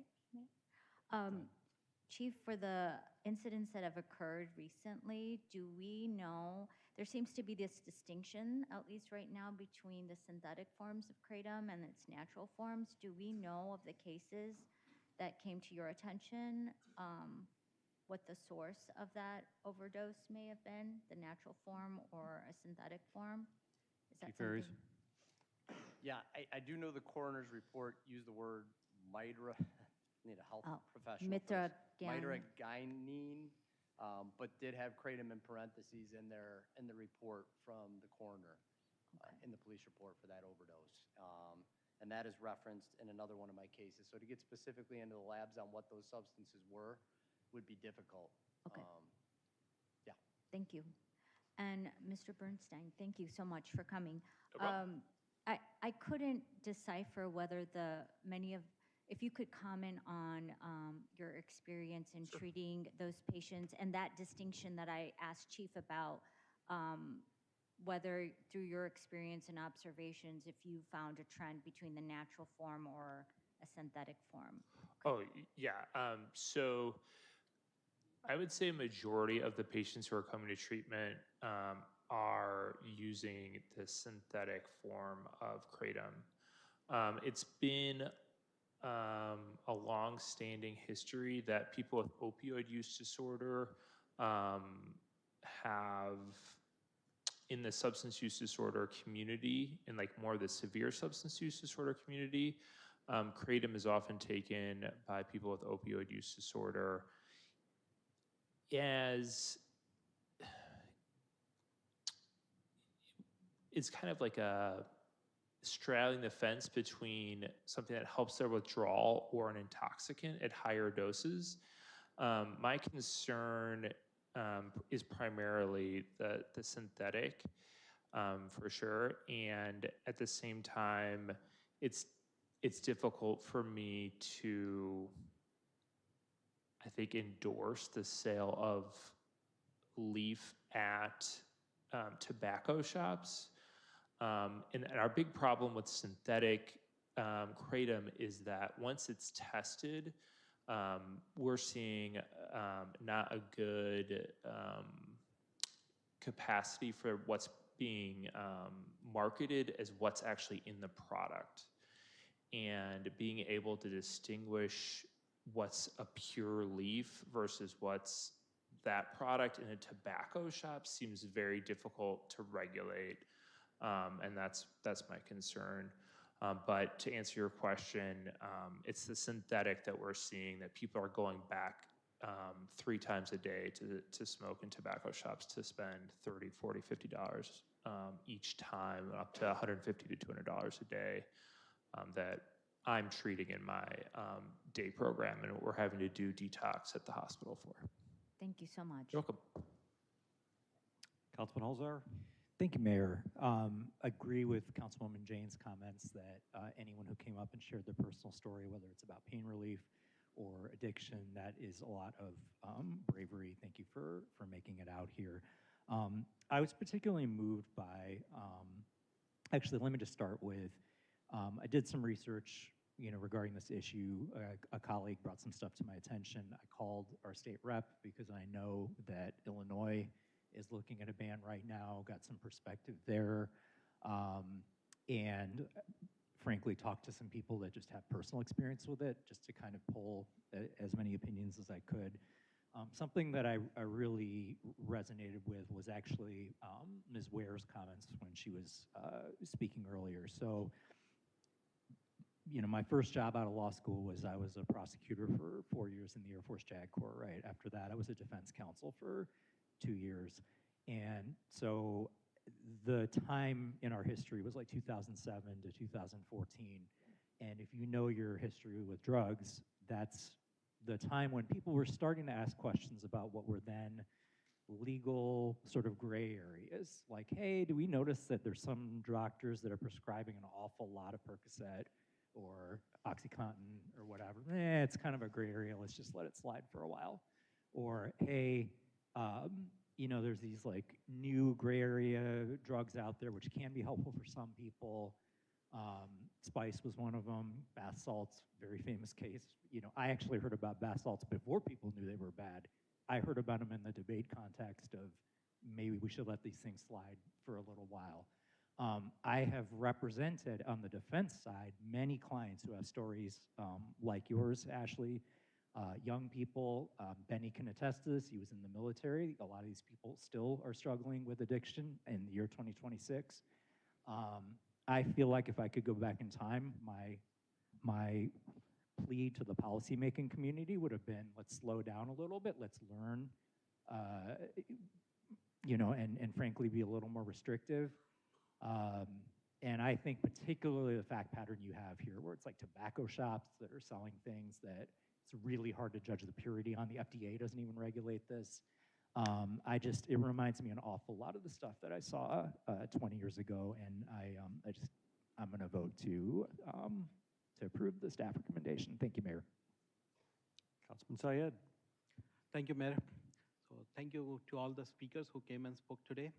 And I see a person, a good friend, as well as a person who has been working with the community for many, many years on substance use prevention. And Matt, who is sitting here in the audience, who works with the youth. With your permission, Mayor, I wanted to have Matt on the mic. Just wanted to speak to him. Sure. Because he has been working on substances, for many years from 360 Youth Services. Matt, sorry to put you on spot, but I know that you have been working on this topic. So I just wanted to hear from you, Matt, practically, because you have been working in this area and in the city for many years. So what are your thoughts on this? Good evening, everyone. It's good to be here tonight. So when we talk about this particular issue, 360 Youth Services, we really focus on the youth subject matter. So we did present at the Liquor Commission meeting, and one of the areas that we focused on is that there's a lot of advertising that specifically goes to youth, whether it's the packaging, the colors, things that are brightly advertised to try to attract youth to that. In the fact that when things are sold over the counter, it can also change the perception of risk that's perceived by youth. And so I can just speak anecdotally, and things that we hear very often from youth is that what they see on social media from influencers, there's been a lot of support of these products in the past. And that is something that can be very alluring to youth, something that they see a lot of. And when you see those repeated messages, like any form of advertising, it can cause some curiosity and bring people out to have an interest in it. So we see a lot of that on the social media front in terms of that appeal to students. We don't have hard data. This is not something that's asked about on the Illinois Youth Survey in any of those capacities, so I don't have any data that I can share specifically about that. but there are concerns specifically for youth in the way that people perceive it and the reception. It's just not as well known as some of the other substances that have been talked about, cannabis, alcohol, nicotine-based products, which have a much longer history, a much more public health messaging around those pieces. Kratom does not have that same type of history, especially for our youth. Thank you, Matt. Thank you so much. Councilman White. And thank you. I'm going to support the ban as is presented by staff that's in the agenda. Because quite frankly, our top, responsibility as council men and women up here is public safety. We talk about fire and police all the time, but when it comes to public health as well, this falls right in line with that for me, so I will support that. However, I do understand the pain, physical pain that a lot of the speakers who came up here to talk to us are experiencing. So I definitely acknowledge that, and thank you for sharing your stories, everyone. But I don't know if Dr. Bernstein, is he still here? Mr. Bernstein? I'm sorry, can you come back?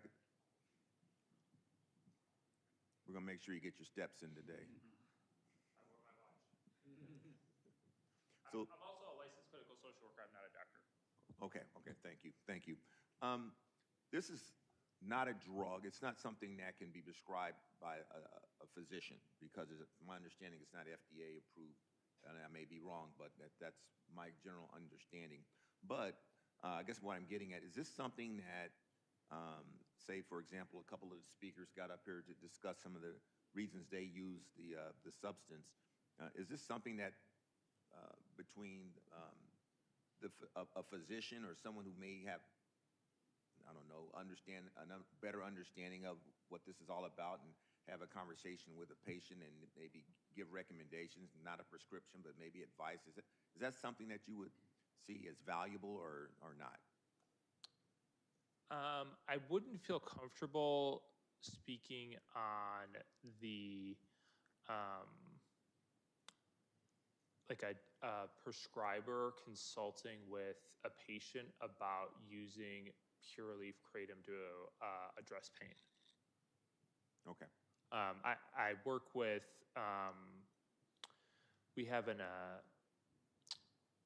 a doctor who specializes in addiction medicine in my program, which is a pretty specific type of intervention. And I also have a nurse practitioner who's been working in the Endeavor Edward Hospital community for the last 10 years, who share my concerns about kratom. But yeah, I wouldn't be able to speak about the treatment of pure leaf for pain. But thank you for asking. Okay. Well, thank you. Councilwoman Gibson. Thank you, Mayor. Based on the public input we've received tonight and the emails we've gotten from community members over the last week and a half, I don't think we should be waiving the first reading. My preference would be to make this a first reading and bring it back at our next meeting. I think we've heard pretty consistently from the community that there's a difference between synthetic kratom and natural leaf kratom, and these highly concentrated products that are often marketed to adolescents. I think, the natural leaf kratom and its very real purposes for pain management is also something we should consider, including as a public health concern.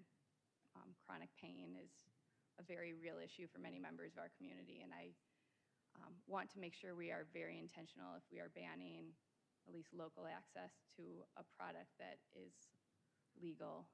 I do think it was interesting, Mr. Zubarik mentioned the DEA specifically carved out and made a difference between, or designated the difference between synthetic and natural leaf. So I think that's something that is worth us evaluating more and giving the community more time, follow our normal process of a first reading and second reading. My preference, if my majority of my colleagues agree, would be to have staff come back at the next meeting, maybe with an option 1, an option 2, either a total ban or a ban on synthetic versus natural leaf, recognizing that there would need to be safeguards in place, like certificate of authenticity, and ways that we could regulate the difference between natural leaf and synthetic. I do have a question, though, about something that's come up multiple times, the marketing of this, particular billboards in town. If we were to ban Kratom, either in entirety or just synthetic, would companies still be able to publicly market? Is there anything we could do about the public marketing of products that aren't allowed to be sold in our city? Mr. City Attorney? Sorry. I'd have to research that. That, Mr. Krieger? Thanks, Mayor. I'll take a shot at that one. Billboards are considered to be off-premise signage, and therefore require council approval if they are on incorporated land. And I'm looking at you, Allison, to see if you're nodding or shaking your head. And if they're new, so that does not apply to existing billboards. I don't know. Did that answer your question? Maybe if it's something staff could look into, if that's, if we do end up banning either synthetic or all Kratom products, if there's something we could do about continued marketing of banned products in our town. Thank you. Councilman Kelly? Thank you, Mayor. I just have a few questions. I don't know who on staff might be able to answer it, if anybody, but two specific questions. One, we've heard about the difference between synthetic and natural, and I'm just curious do we have any concept for one of, in general, how much is being sold in the city? How many stores are selling it? What volume? Do we have any idea? And then do we have any idea of between the two, synthetic versus natural? Is it 90%, 10%, 50-50, just very rough ballpark? And if you don't know, that's okay, but I'm curious if you know, or if there's a way to find out. Maybe there's not, but I can briefly answer, and that is Kratom does not require a tobacco license. So while we have regulation for tobacco, where we have a number fixed of tobacco retailers in the community, Kratom does not require any sort of licensure to sell. So really no way to track it? Correct. Okay. And then a question about, I think Councilman Holzhauer and one of the speakers maybe brought up potential federal and or maybe forthcoming state regulation. I'm just curious if staff knows anything about where that, I know the write-up talked about a few municipalities, Winnetka, Plainfield, I think, have banned it entirely. Do we know the status of any potential state or federal regulation on either synthetic and or natural? Mr. City Attorney, do you're No, I don't. I know that they're being considered and things are discussed. There's bills that are pending, but I don't know the likelihood or the speed at which any regulations are expected. Nothing imminent that you're aware of? I mean, I've heard that at the federal level in particular, the synthetic is getting a lot of attention, and I think there's some focus on there. It's also at the state level, but I don't know anything imminent. Okay. Thank you. Councilman Wilson. Thank you, Mayor. Yeah, I guess having heard about the distinction, or I guess having heard more about the distinction here between the synthetic and I guess you could say natural, I'd be in favor of what Councilwoman Gibson would be proposing here, as far as doing this being a first reading and then a second reading, I guess, just as part of gathering more information. As you know, I'd like to say getting more information is better, but that's sort of where I'd be at as far as making a decision today. Thank you. Tonight. Councilman McBroom. Thank you, Mayor.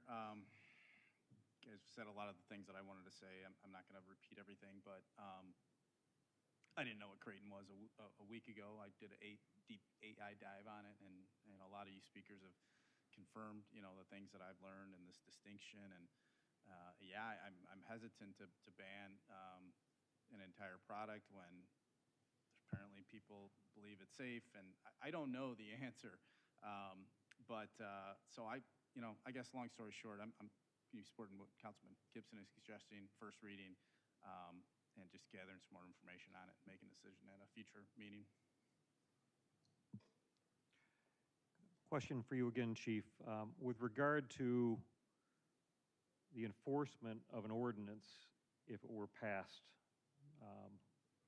a synthetic versus a natural leaf kratom ordinance, how would you handle that with the police department? Well, I think some of our speakers helped us with that tonight, saying it's hard to distinguish what you're getting from products. So practically speaking, I would have to talk to the labs that we send the narcotics we seize and see how they would handle something like that. It would have to be tested in a lab to determine that. And then it would be, is it criminal? Because the lab is not just going to test something that's not criminal to determine derivatives. So we would have to, I would have to do more research on that, because from what I've heard, if we did go with one type of ban, we wouldn't be able to walk into a store and it's not going to be marketed a certain way. I think one of the speakers had mentioned some have different levels of the, is it the OH7 or 7OH in it versus this? We don't know the composition. So I couldn't give you a good, honest answer until I started calling crime labs and saying, how can or would we handle this? Something that, to everybody's point, is not illegal in the state or federally yet. I don't know that that helped, but I don't know that I have a good answer for you at this point where we could get that done. No, I think that helps, and I think it summarizes some of the things that we heard tonight, in that while in some cases there might be leaf that's being sold with a certificate of authenticity from a manufacturer somewhere, we don't really know if that's authentic or not. It's a manufacturer's statement, and they may or may not be in this country to even provide some sort of true testing that would be recognized by agencies here in the United States. Councilman Kelly? Thank you, Mayor. Yeah, just a follow-up question, sort of to that point. Again, back to some of the other municipalities in northern Illinois who have taken some action. Rockford seems like they have a partial ban, and then the others, Winnetka, Plainfield, and one other, I think, have a total ban. If we're going to bring it back for a second reading, I'd be curious if somebody, either legal or police, can reach out to those municipalities and ask how they have handled it, if they've had any enforcement action at all, and if so, how they handle testing. We don't have a health department, right, as a city. I don't know if those municipalities do or not, but I'd just be curious how they're handling it, how we might be able to handle it. I'm certainly open to some kind of regulation. The stories are compelling, but I just want to be thoughtful about how we do it and make sure that we do something we can actually follow through on. I know when I'd never heard of it until before it came to us last time in 2019. I think it was just me and Councilman White, and we were all just not sure what to do with it because we didn't have the knowledge as council people or as a city staff really to know that much about it, let alone how to regulate it. So I do think a second reading makes sense, and the more knowledge you can bring us that maybe other municipalities have already done the homework on, the better. Mr. DeSanto? Yeah, I'd just like to clarify, make sure the council and everyone's on the same page. The proposed regulation is to control the local retail sale of kratom. It doesn't touch on possession. If there are responsible users, they will still be able to likely access that, whether it's online or outside the municipal limits, and have that in Naperville and use it responsibly. This ordinance is really targeted at the stores within Naperville that are marketing and selling kratom. And I would just kind of echo what the chief said from a prosecutorial perspective. We'd have to look into it, and thank you for the suggestion, Councilman, but the idea that there's no FDA requirements, that this is an unregulated substance, makes it very difficult for the police to determine whether something they have reasonable suspicion or probable cause to take something off the shelf, because the labels aren't necessarily accurate. There's no standard at which they're holding it to, and then the labs and how they're going to test it. I think that's why the Liquor Commission had recommended a broad ban in order to encompass everything versus trying to parse between synthetics and the natural products. Councilman Hozar? Yeah, thank you, Mayor. So I'll split this into a procedural comment and then just a follow-up to what Mr. DeSanto and Chief Berry said. From a procedural perspective, I don't think it's really a good look if we have like a split council with maybe a bare majority passes a kratom ban here tonight, but a lot of people wanted a second reading, or whatever that breaks out as. So I would support a second reading, just like Councilwoman Gibson said. From a procedural standpoint, I think it's a better look. Having said that, I mean, and also kind of having lived it, I can tell you from like a prosecutorial legal perspective, from a police perspective, it is just impossible for them to enforce, I think, a ban on just the synthetic form. And also from a storekeeper perspective, that's really unfair. Like, that's an unregulated product. It says that it's pure leaf on it, and then it turns out it's spiked with who knows what. Is the store owner like prosecuted for violating a law? Do we just let it slide because they didn't know? I mean, it's like we literally know the packages aren't trustworthy. I think it puts the store owners in a super unfair position, and I think we have precedent on it. So my intent would be at a second reading to still vote for what we're seeing right now, but to support a second reading. Thank you, Mayor. Okay, well, I hope if we have a second reading, council will take action. I think having one dead person in our community whose autopsy report indicates kratom as a cause of death is pretty significant, and having 4 additional overdoses, as the chief described in recent time, should wake us up and have us take action as the communities around us have taken complete and total bans on this product for all age groups. With that, Councilman White, may I have a motion to hold the first reading and table for final action to be taken at the September 1st meeting?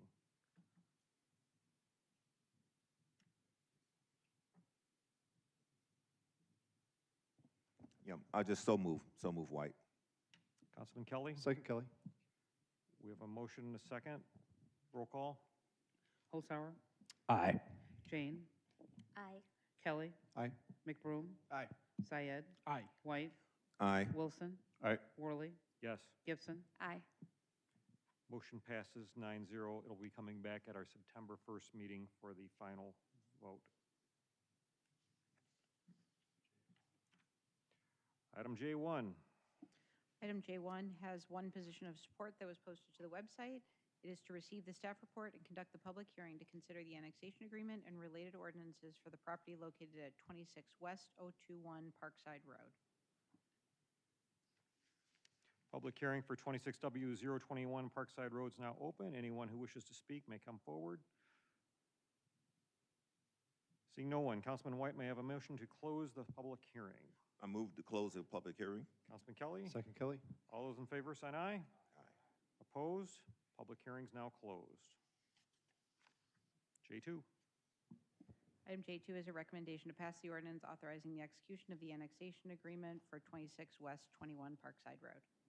Councilman White, may I have a motion? Mayor, I move to pass the ordinance authorizing the execution of the annexation agreement for 26W021 Parkside Road. Councilman Kelly? Second, Kelly. We have motion and second on J2. Roll call. Jane, Aye. Kelly, Aye. McBroom, Aye. Syed, Aye. White, Aye. Wilson, Aye. Worley, Yes. Gibson, Aye. Holzhauer. Aye. Motion passes 9-0. J3. Item J3 is a recommendation to pass the ordinance annexing 26 West 21 Parkside Road. Councilman White. I move to pass the ordinance annexing 26W021 Parkside Road. Councilman Kelly. Second, Kelly. We have a motion and second on J3. Roll call. Kelly, Aye. McBroom, Aye. Syed, Aye. White, Aye. Wilson, Aye. Worley, Yes. Gibson, Aye. Holzhauer. Aye. Jane. Aye. Motion passes 9-0. J4. Item J4 is a recommendation to pass the ordinance rezoning 26 West 21 Parkside Road to R1A upon annexation. Councilman White. I move to pass the ordinance rezoning 26W021 Parkside Road to R1A upon annexation. Councilman Kelly. Second, Kelly. We have a motion and a second on J4. Roll call. McBroom, Aye. Syed, Aye. White, Aye. Wilson, Aye. Worley, Yes. Gibson, Aye. Holzhauer. Aye. Jane, Aye. Kelly, Aye. Motion passes 9-0.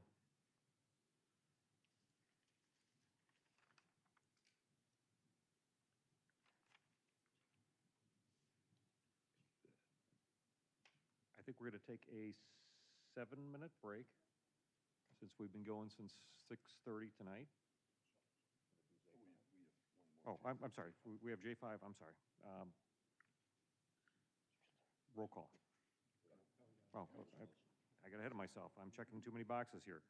I'm already thinking about the break. Councilman White, may I have a motion on J5? I move to pass the ordinance approving the preliminary final plat of subdivision for 26W021 Parkside Road. Councilman Kelly. Second Kelly. A motion and a second on J5. Roll call. Syed, Aye. White, Aye. Wilson, Aye. Worley, Yes. Gibson, Aye. Holzhauer. Aye. Jane, Aye. Kelly, Aye. McBroom. Aye. Motion passes 9-0. We will be back at 8:56.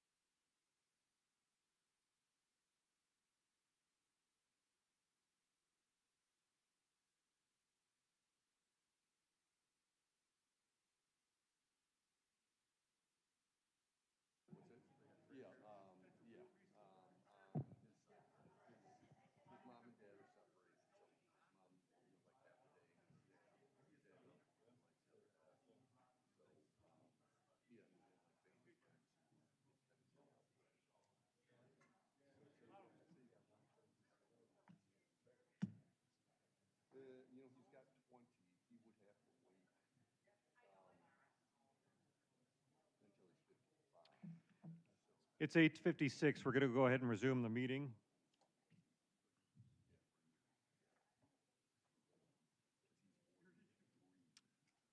Item L1. Item L1 is recommendation to receive a staff report for 2160 City Gate Lane. Also, one position of support has been posted to the website for this item. Councilman White, may I have a motion on L1? I move to receive the staff report for 2160 City Gate Lane. Councilman Kelly. Second, Kelly.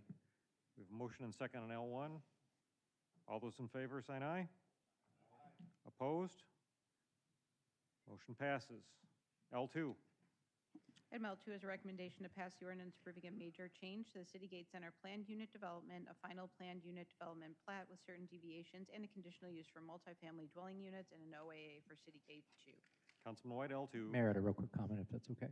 Oh, let me get the motion up first, and then I'll go to discussion. Councilman White. I move to pass the ordinance approving a major change to the City Gate Center planned unit development, a final planned unit development plat with certain deviations, a conditional use for multifamily dwelling units, and an OAA for City Gate 2. Councilman Kelly. Second, Kelly. Councilman Holzhauer, discussion. Thank you, Mayor. I just want to give a shout out to the law firm of Rossnova and Whitaker sitting in the audience there. I had reached out to them to follow up because a majority of council members at a meeting several months ago had floated the idea of including street names in new developments that celebrated sort of diverse leaders in our community, in our history, and you know, specifically with regard to this project, they couldn't find a street. There's no streets in this project. However, I was pleased to hear Mr. Rossnova say that they have several projects and streets identified in the future where they're looking to do this. So I just appreciate that, you know, they've remembered and they're listening to council guidance. Thank you, Mayor. Okay, we have a motion and second on L2. Roll call. White, Aye. Wilson, Aye. Worley, Yes. Gibson, Aye. Holzhauer. Aye. Jane, Aye. Kelly, Aye. McBroom, Aye. Syed. Aye. Motion passes 9-0. L3. Item L3 is a recommendation to pass the ordinance approving a platted setback deviation from Section 7-1-13 of the Naperville Municipal Code. Councilman White, may I have a motion? I move to pass the ordinance approving a platted setback deviation from Section 7-1-13 of the Naperville Municipal Code for City Gate 2. Councilman Kelly. Second, Kelly. We have a motion and a second on L3. Roll call. Wilson, Aye. Worley, Yes. Gibson, Aye. Holzhauer. Aye. Jane, Aye. Kelly, Aye. McBroom, Aye. Syed, Aye. White. Aye. Motion passes 9-0. Councilman White, M1. I move to approve the award of option year number 1 to contract 25-172 insulated conductors to the Okanite Company for an amount not to exceed $5,500,000. Councilman Kelly. Second, Kelly. We have a motion and a second on M1. Roll call. Worley, Yes. Gibson, Aye. Holzhauer. Aye. Jane, Aye. Kelly, Aye. McBroom, Aye. Syed, Yes. White, Aye. Wilson. Aye. Motion passes 9-0. O1. Item O1 is a recommendation to receive the 2026 National Community Survey presentation by Polko. We have two speakers, John Doyle and Marilyn Schweitzer, that we will hear first, and then Nick Mastronardi is here from Polko to provide a presentation on the 2026 National Community Survey results.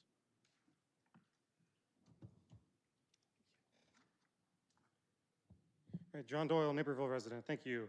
I've been waiting for these results to come in to let you know how incredibly disappointed I was when I saw this question design when I was completing the survey myself.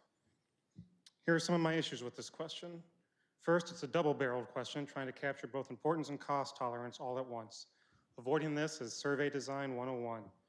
Every other question captured a single signal, and when the survey wanted two signals on a single topic, it asked two separate questions, one for importance and one for quality.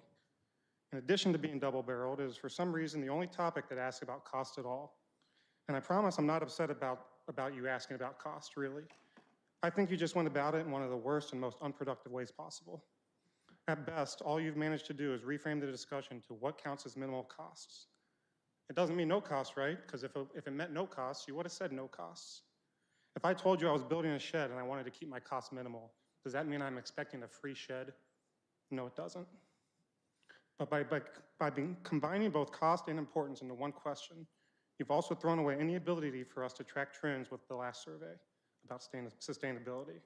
So I have some questions for you. First, who wrote this question? And why wasn't our sustainability manager involved? Why wasn't the city council involved with improving custom questions? Was any feedback about this question provided by the vendor before the survey was started? Why is this the only question that asks about costs instead of quality? Why wasn't cost a factor for any other topic, like safety? What if I think safety is important, but only if the police budget stays minimal? Where's that question? Look, I'm not expecting to get an answer on the record from the vendor tonight either, but I sure would love to hear their take on this. Maybe someone from the council can follow up on them. And lastly, if nothing else, can we finally stop debating if sustainability belongs in our mission statement? Only 1 out of 5 said it is not a high priority. They are the activist minority here, not us. Thank you. Thank you. Next speaker. The next speaker is Marilyn Schweitzer.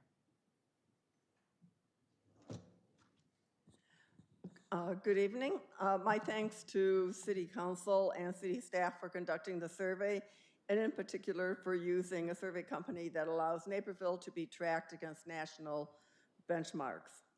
As the survey reflects, Naperville has many fine qualities across each of its governmental entities, namely the school districts, park district, and the municipal government. This is a credit to the staff and elected officials across these forms of government, as well as to the community members who advocate, volunteer, and work to make Naperville as outstanding of a community as it is. But this does not mean we should congratulate ourselves and move on. Instead, as the survey results and staff notes, there are areas that warrant attention in the coming years. While Naperville has no ratings lower than the national benchmark, 18% of the trends in Naperville were downward, compared with only 2% that were upward between 2023 and 2026. I believe this is significant, particularly as we continue to distance ourselves from the effects of the pandemic. It is also important to note that nationally, 15% of the trends were downward, compared with 8% that were upward between 2023 and 2026. In other words, while other communities also experienced more downward than upward trends, Naperville's imbalance was considerably greater. I look forward to the staff and council taking these results to heart and recognizing that this survey is of residents rather than special interest groups or organizations. Given the downward trends in residents' feelings, welcome to participate, being treated fairly, and being treated with respect, I believe improving engagement with residents is key to reversing these downward trends, as well as maintaining or improving performance in other areas. Thank you very much. Thank you. Any more speakers besides the presenter? No. All right, Mr. Mastronardi.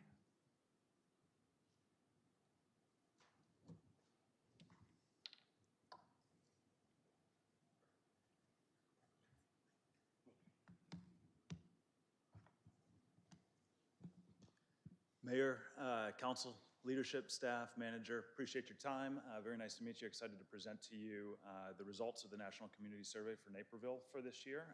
Before we dive into the results, just a couple things to note on this opening slide. I am from Polko. I want to give credit to project manager from our team, Lily, who worked very closely with the team in questions, fielding, results, reporting. And then also want to highlight a couple brands here. We are from Polko. National Research Center is our in-house think tank, the leading provider of surveys across the country for nearly 30 years. And their flagship survey, professionally developed, certainly on the standardized questions. Appreciate the comments on the double-barrel question. We'll come back to that as we get to that in there. But yeah, the National Community Survey has been, again, for 30 years. So it's really nice to be able to look at some of these benchmarks. I look forward to going into the results with you here tonight. Looks like we lost the visual up on but it's coming up in a second. First thing to keep in mind here, we do have maintained the largest benchmarking data set. So you will see your results, not only time trend to your history, but also compared to communities across the country. You guys tonight are dealing with all kinds of very special topics that pop up, and this is a step back, and let's take a look at resident assessment of quality life and satisfaction with public services and how that compares to other communities across the country and over time. This is not a representative benchmarking group. I do not have a representative sample of all cities in the United States. The cities that comprise this benchmark are self-selected, arguably the best performing cities across the country. These are the Palo Altos, the Scottsdales, the Asheville, North Carolinas. There's a lot in the Chicago area, but just keep that in mind as you're looking at yourselves compared to benchmark. This benchmarking comparison group are very high performing cities. So just please keep this in mind. You see some of them here. In the bottom left, now I think we just recently crested over 2,000 cities. The comparison group is 400 because we keep some recency in there. There's over 50 million resident opinions represented. So this is, again, over 30 years, a very robust comparative data set that you will be looking at. The National Community Survey works with tons of cities and counties across the country, as we mentioned. Not every organization is the same, so we have organized our results into these 10 facets of livability, which kind of map to departments, but these are how we'll look at results according to these 10 different groupings.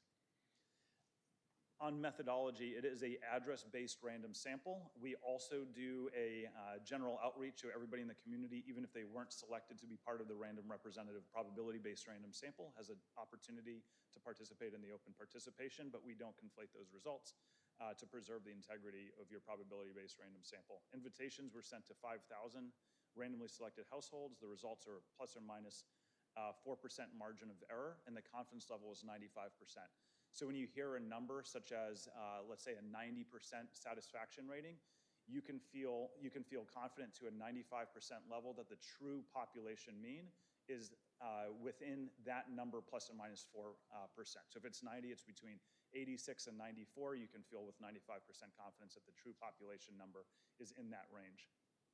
There were 760 completes. That's a 16% response rate. There was multiple language submitted. There's a cover letter from the mayor.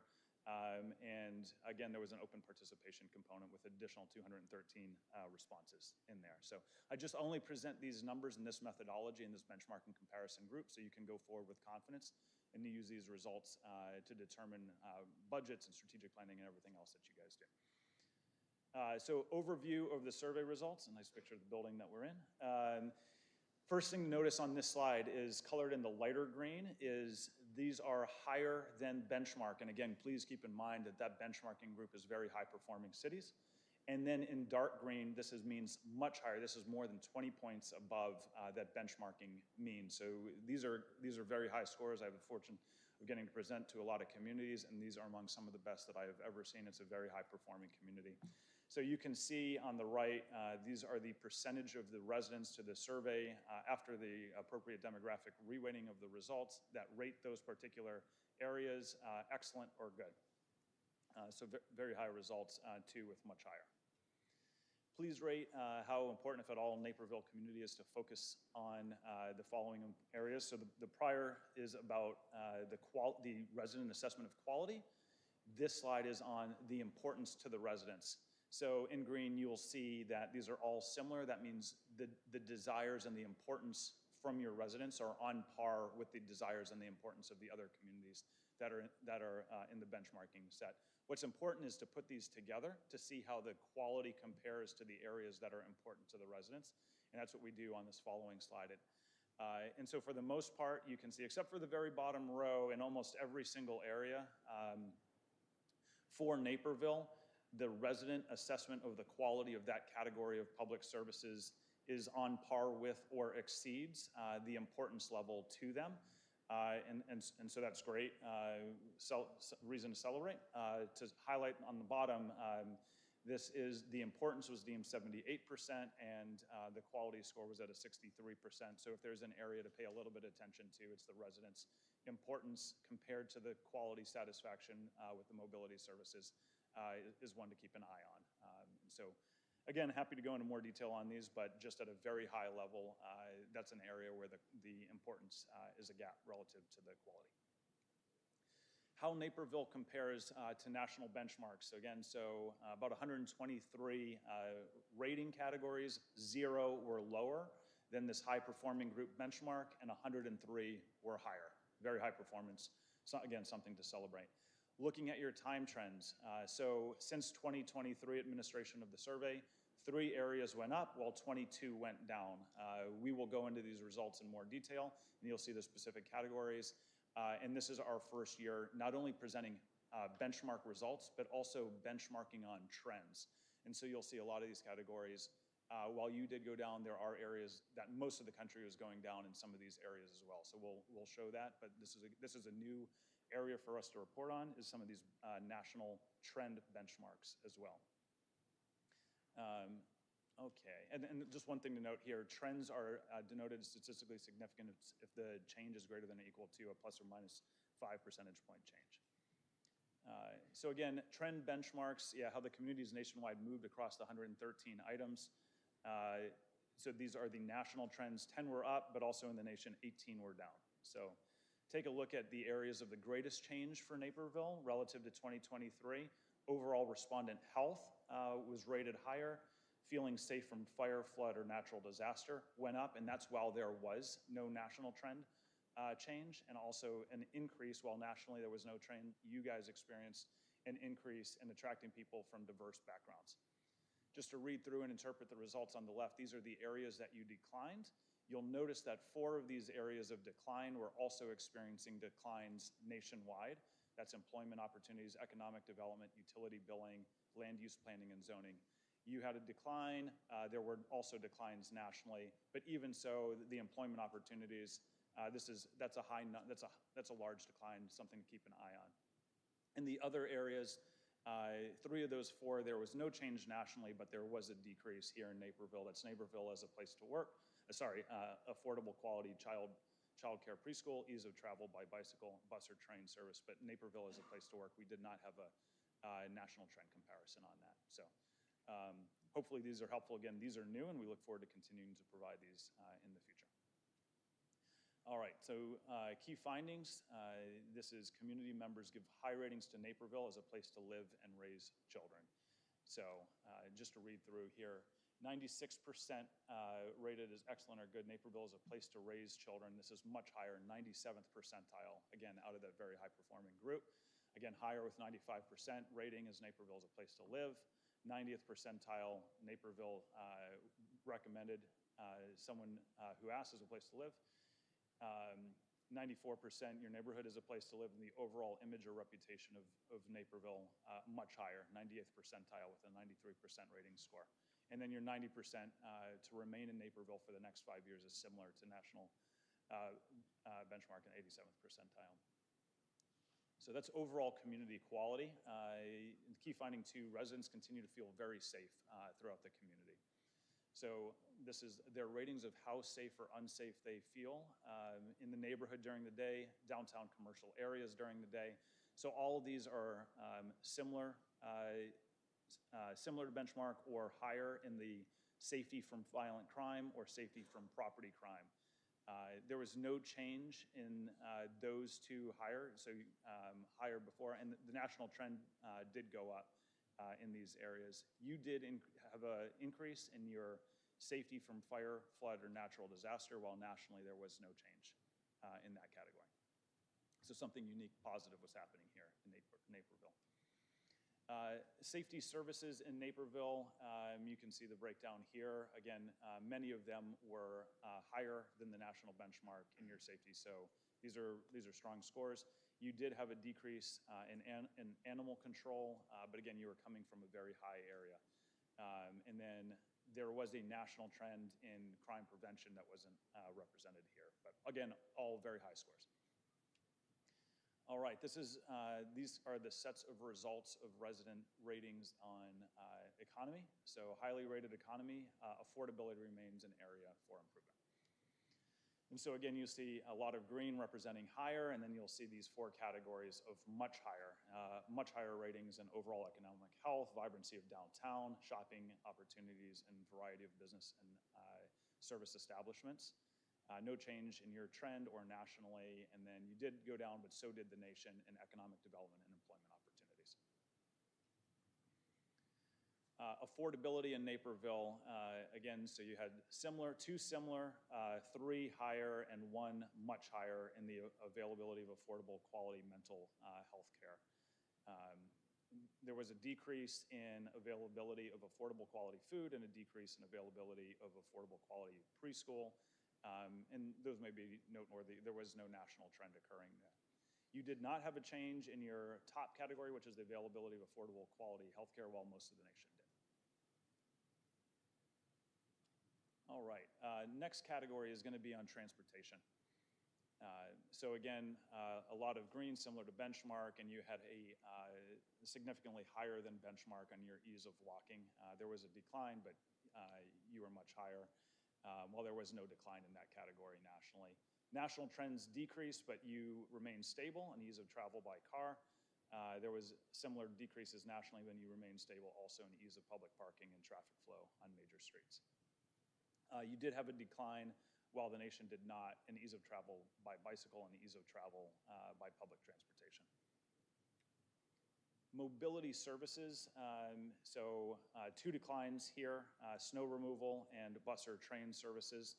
But again, the snow removal was similar, and your bus or train service was rated higher than the benchmarks. Okay, key finding 5, this is Naperville's appearance and community design also received great marks. So you'll see 3 much higher than this benchmarking group in overall appearance, public places where people want to spend time, and well-planned commercial growth. There were declines in Naperville in preservation of historical cultural character.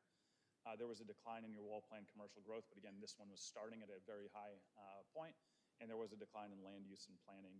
But in that category, there was also a national decline. You did remain stable, while nationally there was a decline in overall quality of new development. Naperville's education and cultural offering is also well received. So again, very high scores here throughout, with 2 much higher than benchmark. Honestly, when I present these results, a community may have 1 or 2 in the much higher. The fact that you have so many is noteworthy. There was a decline in overall opportunities for education, culture, and the arts, but you were coming from a much higher position there.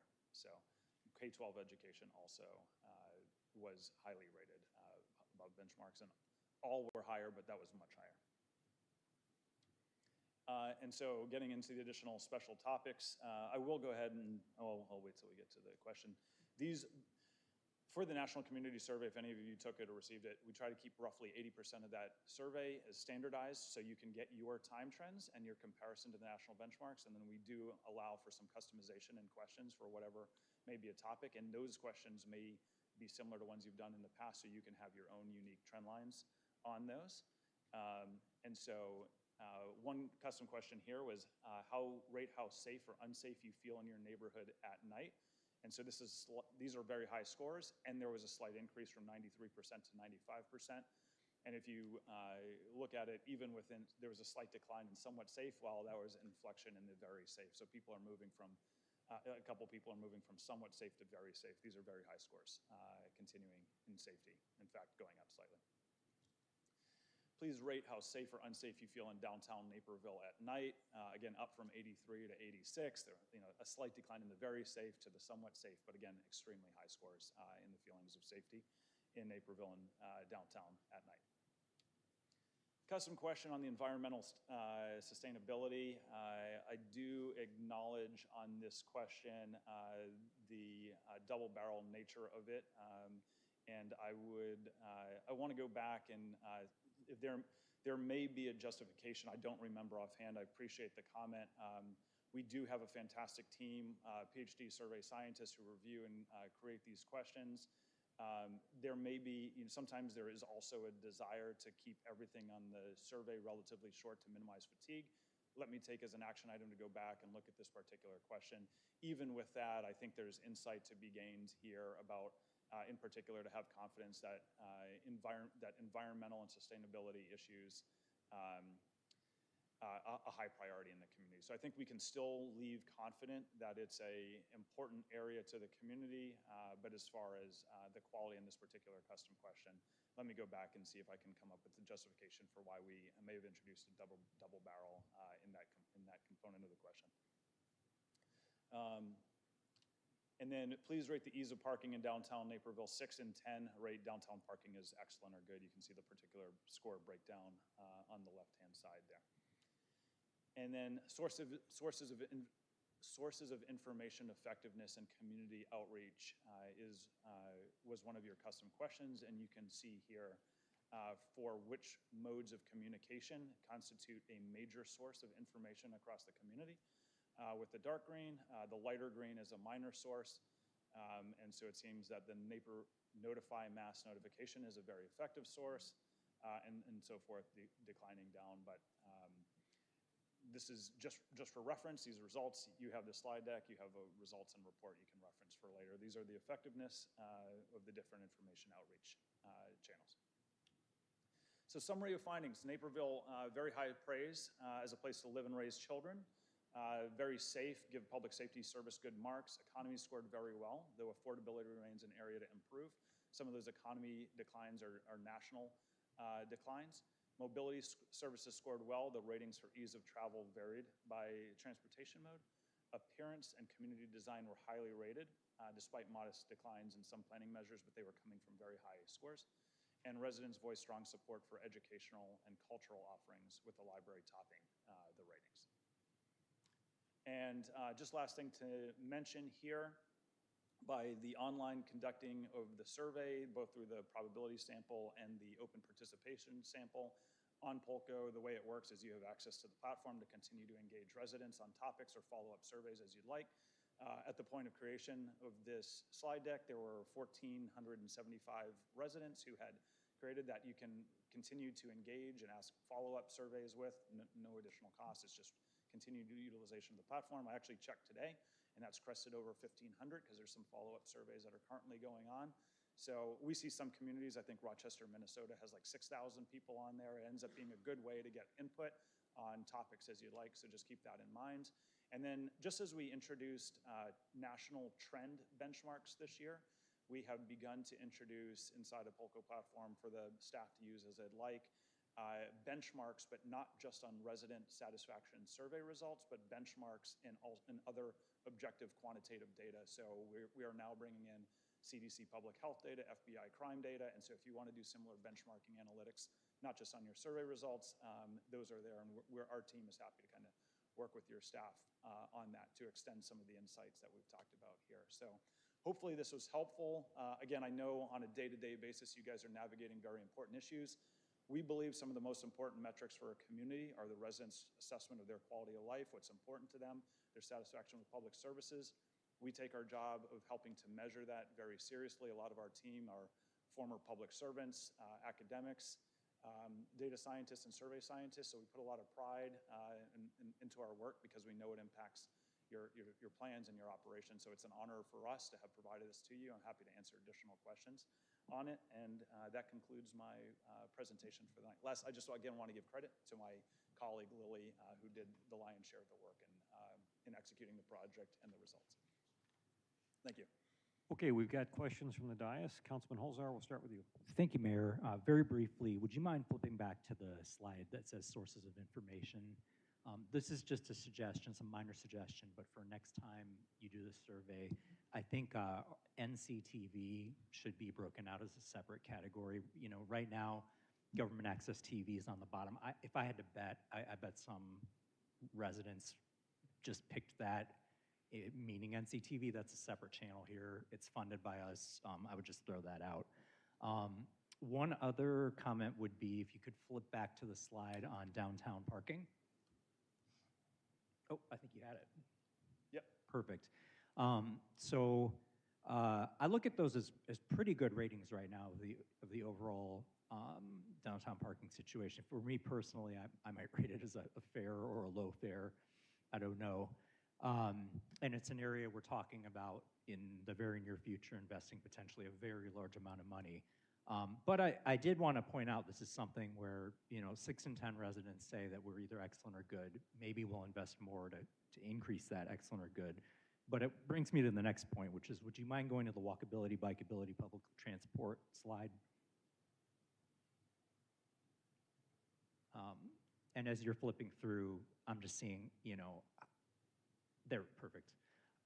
High scores, right, in like the 70s, 80s, 90s for education, arts, beautification, all of these great things that Naperville prides itself in.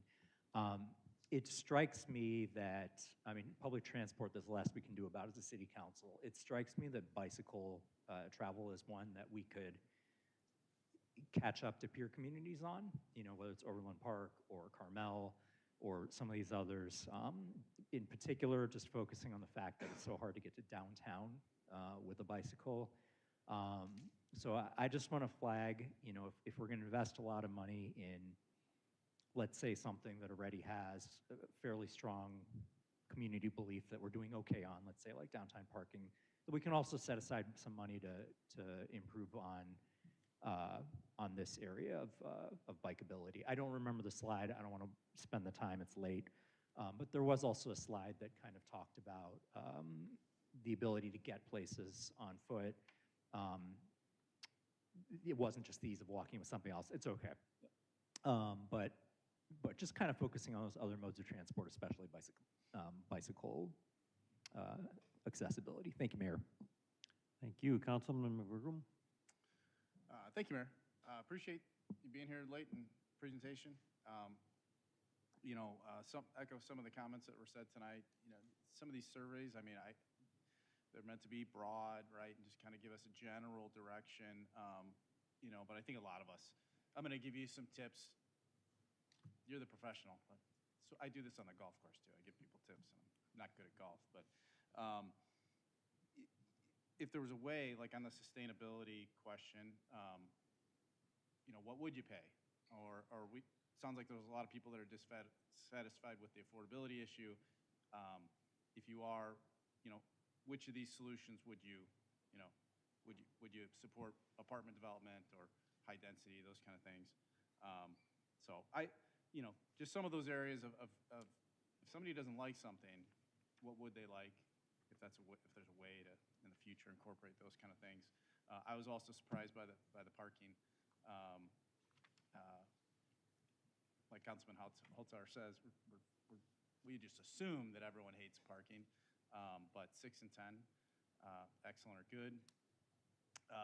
But for those that aren't, 40% are not happy or think it's fair or poor. What are some solutions that you would accept? A parking garage, whatever that case may be. The one thing that jumped out to me, and I think you'll probably say this has to do with national trends and how people, just answer survey. But 90% rating for economic health, pretty outstanding. But also a 24% decline in employment opportunities in Naperville. What should we take from that?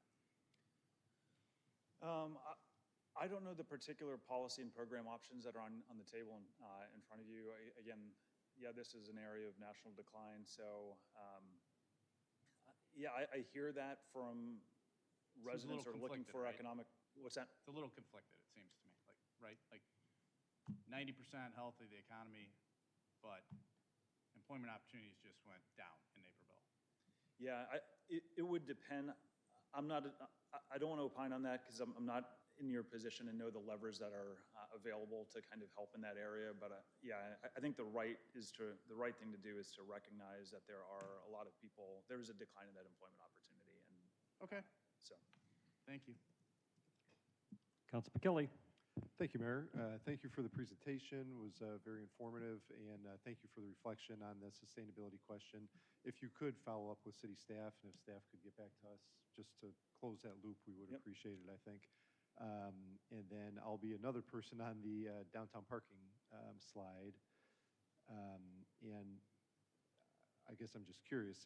I know not all downtowns are alike, and maybe no downtowns are that much alike, but do you have any trend data on that to compare any benchmark data, any comparison for us to know how this fares compared to other similar municipalities?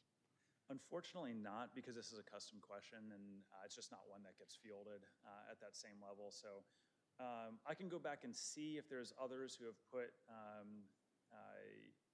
something similar to this, and then see if there's some comparisons for you. So Okay. Yeah, even if it's a small data set, if Yeah. there are any, I'd be Yep. very curious in seeing that. Yep. And then not a question for the survey, but just for staff. I think I know the answer, but just for the public, to Councilman Holzhauer's point about the bicycle situation in the city, could staff give us a very quick update on when we're going to see the pedestrian and bicycle plan come back? Director Loudon, you want to take that? Sure. So the plan is actually going to be reviewed by TAB in September and October, and then it will be to the City Council by the end of the year. So it's close to being wrapped up. All right, very happy to hear that. Thank you. Councilwoman Gibson. Thank you, Mayor, and thank you for this presentation. Not a follow-up question, but actually just a call out to our public safety teams. These numbers are phenomenal, and I think it speaks to how proactive both our police and fire department have been at meeting the changing needs of our community. You know, the CART program, MCIT, which is rolling out this year, 98% safety, feeling safe in your neighborhood, downtown safety. So thank you for everything your teams are doing. I'm going to just ask for a clarification with regard to the downtown parking data. These are Naperville residents only that are responding to this. Is there any sort of clarifying question that could be inserted next time to ask how often do they actually come to downtown Naperville?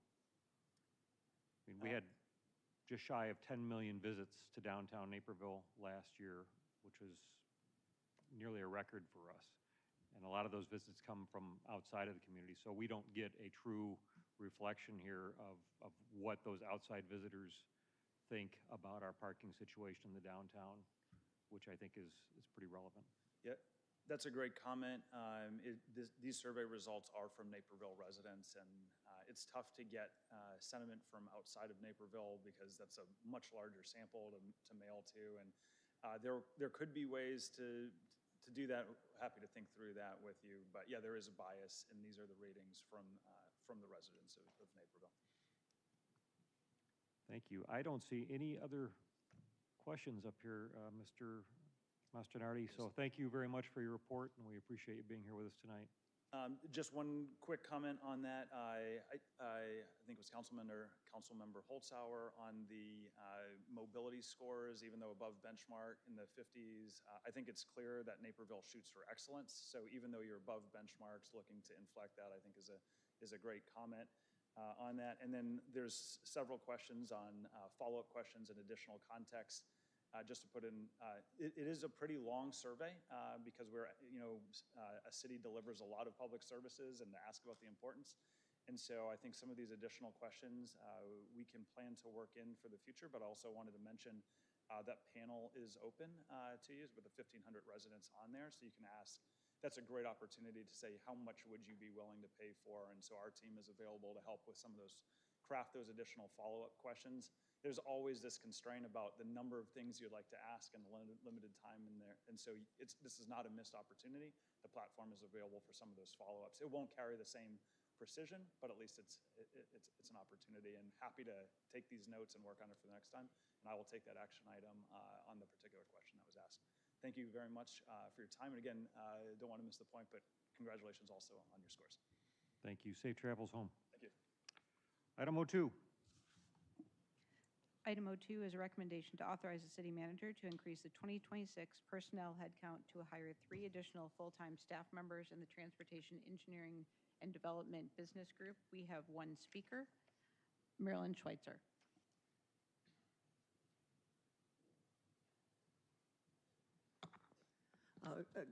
Good evening. I support increasing staffing for the Transportation and Engineering Development Business Group. Since 2018, I have felt that the department has been understaffed. I voiced my concerns, and I've advocated for increases where warranted. I realize that what the TED director has specifically requested in the staff notes for this agenda item may not strictly come from may strictly come from an internal departmental perspective rather than addressing the concerns that I and other residents have raised. However, because the city manager highlighted support for this request by the NDP in the City Council Q&A, I am concerned that this staffing request may be dedicated primarily to matters of economic development relating particularly for the interests promoted by the NDP. Economic development is very important, but a broader perspective is needed to ensure that resident quality of life, traffic, neighborhood character, resident engagement, multimodal transportation, and other community priorities receive appropriate attention as well.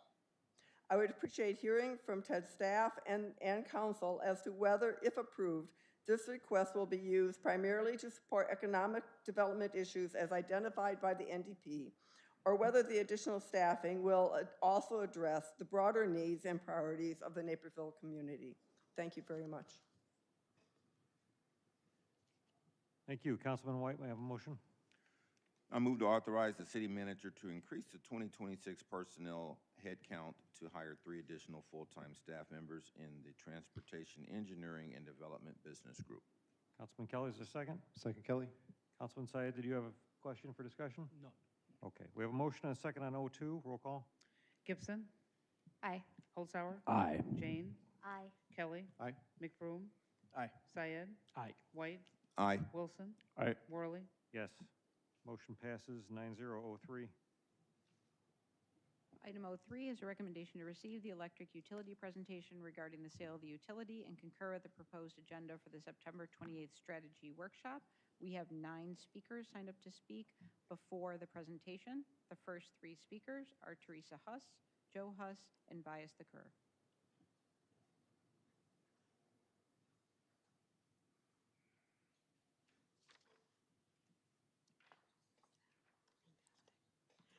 Hi, Teresa Huss. I wanted to comment on slide 9, which addresses one of the criteria we've been evaluating for all of our energy options, carbon-free availability.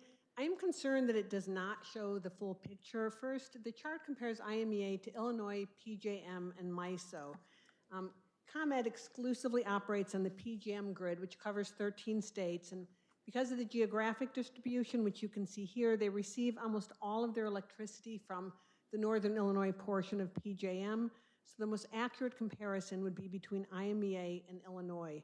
Now the slide compared IMEA's projected 2027 numbers with Illinois' 2024 actuals, but I wanted to actual numbers. I wanted to compare apples to apples. So this is the most recent actuals from last year, 2025, and you can see there isn't a huge difference in renewables.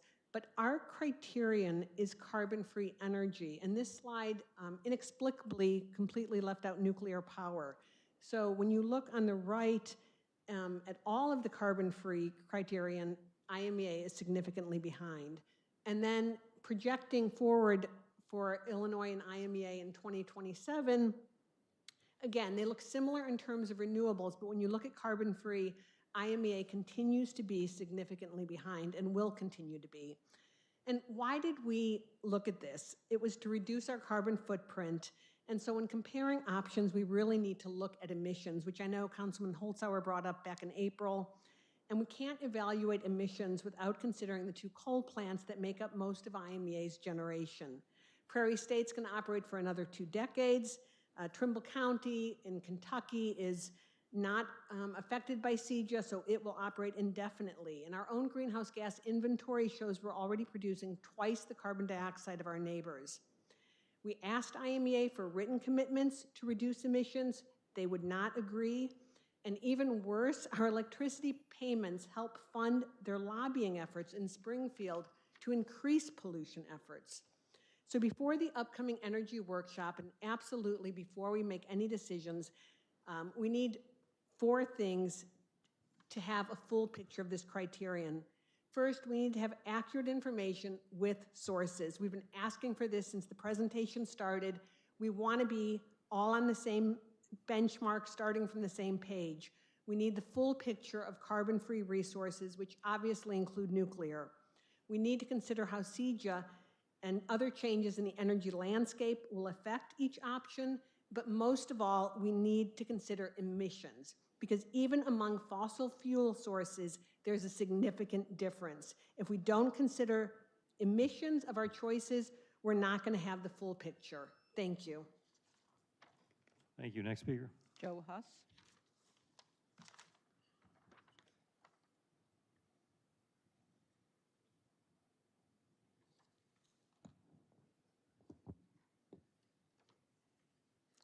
It's a tough speaker to follow. I'm Joe Huss, and I'm the chair of the Nest Energy team. And Nest is often asked to describe a viable alternative to IMEA. So tonight we're presenting a flexible framework that combines 4 tools: professional market management, long-term clean energy contracts, battery storage, and a program that lets customers manage their electricity costs. Each of the 4 components uses proven technology that many companies already provide. This gives the city a diversified portfolio and significant flexibility. First, Naperville could competitively select an experienced power marketer to be its load-serving entity. That provider would manage procurement, scheduling, settlements, and participation in the electricity market. That would give the city access to specialized capabilities already available in the market, so we wouldn't need to hire staff. It gives us an option to get competitively priced, fixed-cost electricity if we choose. Second, Naperville could reduce its exposure to market prices through long-term contracts or ownership of carbon-free resources, including nuclear, wind, and solar generation. These contracts could provide the price stabilization function that's currently provided by IMEA's coal plants, but with a cleaner and potentially more diversified supply mix. Third, a utility-scale battery located in Naperville could manage periods when electricity costs are the highest. And then fourth, residents and businesses should have practical ways to lower their own electricity costs. These would include demand response programs, time of use rates, home batteries, and virtual power plants. Just one example is that giving folks an incentive to charge their electric vehicles during lower cost hours would save residents money and would save the city money. Together, these 4 components offer a diversified approach to affordable, reliable, and clean energy. Naperville could adjust the mix based on changes in technology, legislation, markets, and even community priorities. At the Energy Workshop, after developing a vision for our energy future, we recommend creating a decision criteria so we can evaluate alternatives like the one that I just proposed reasonably. Thank you. Thank you. Next speaker. Next speakers are Vyas Thakur, Chris Manovich, Richard Stark, and John Doyle. Next speaker.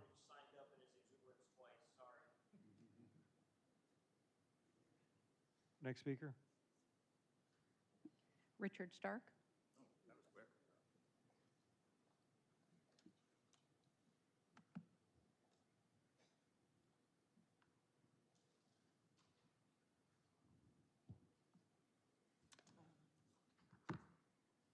That's not the one, is it? Oh, wrong one. That's it. No, the one with the circle.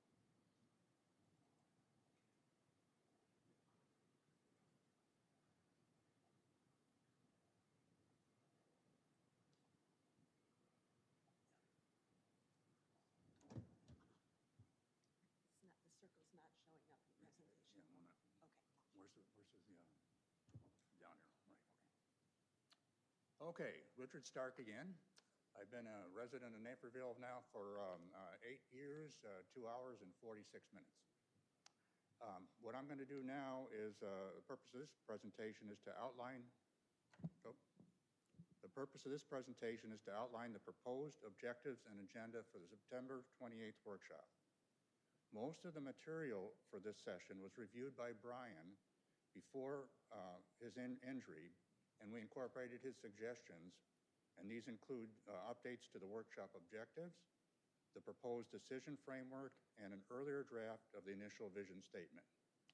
We'll begin with the same five-step process that I talked about before, and I've just circled the first step and part of the second step, which represents what will be covered in the first workshop. And our proposed objectives for the first workshop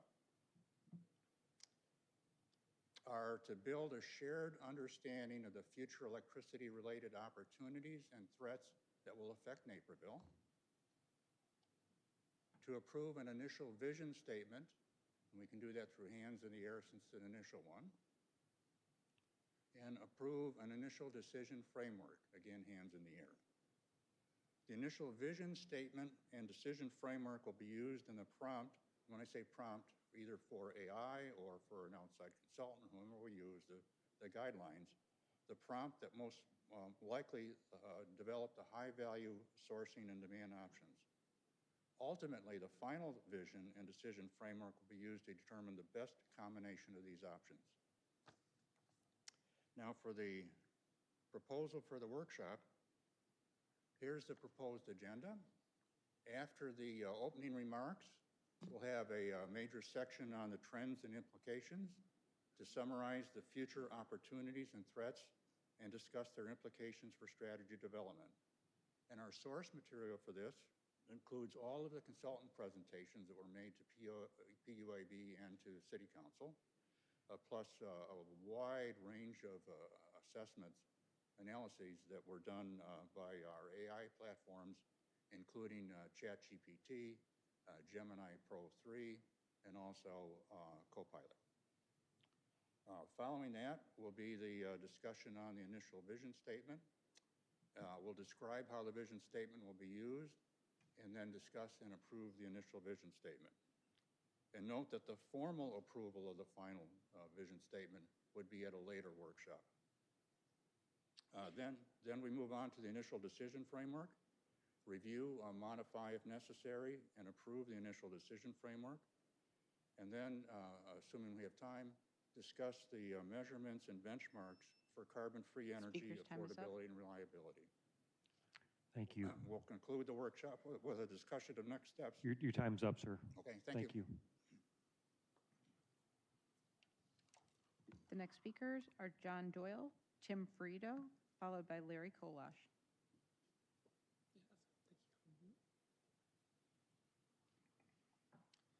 All right, John Doyle, third time's the charm, I guess, tonight. All right, this is a pretty famous saying about statistics, and the presentation put together about selling our utility could be a case study in exactly this. The numbers that are going to be presented tonight may be technically true, but they're incredibly disingenuous at best.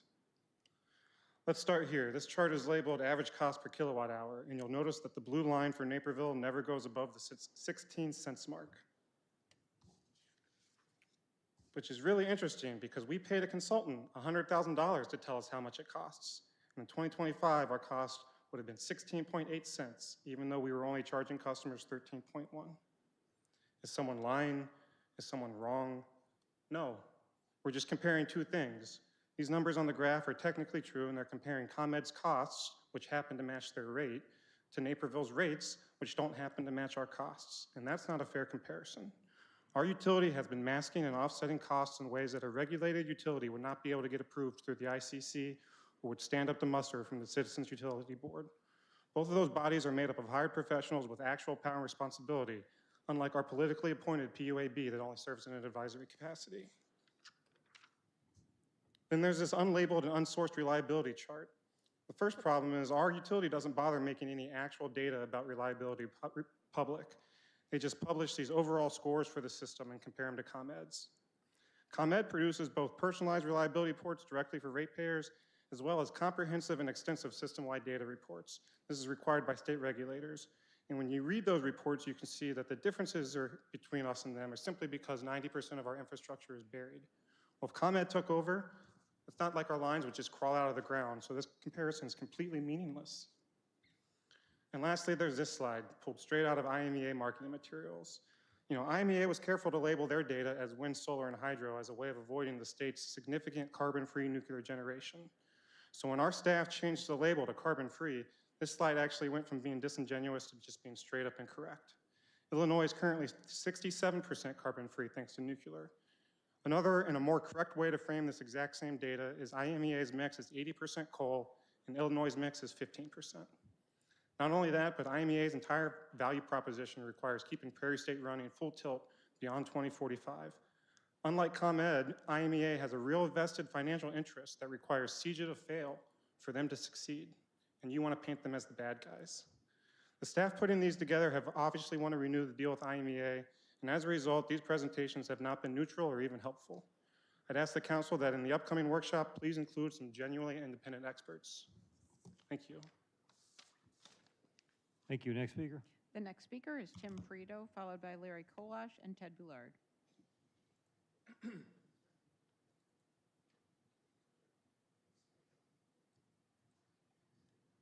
Thank you. Tim Ferrito, Naperville resident, Director of Affordable Naperville.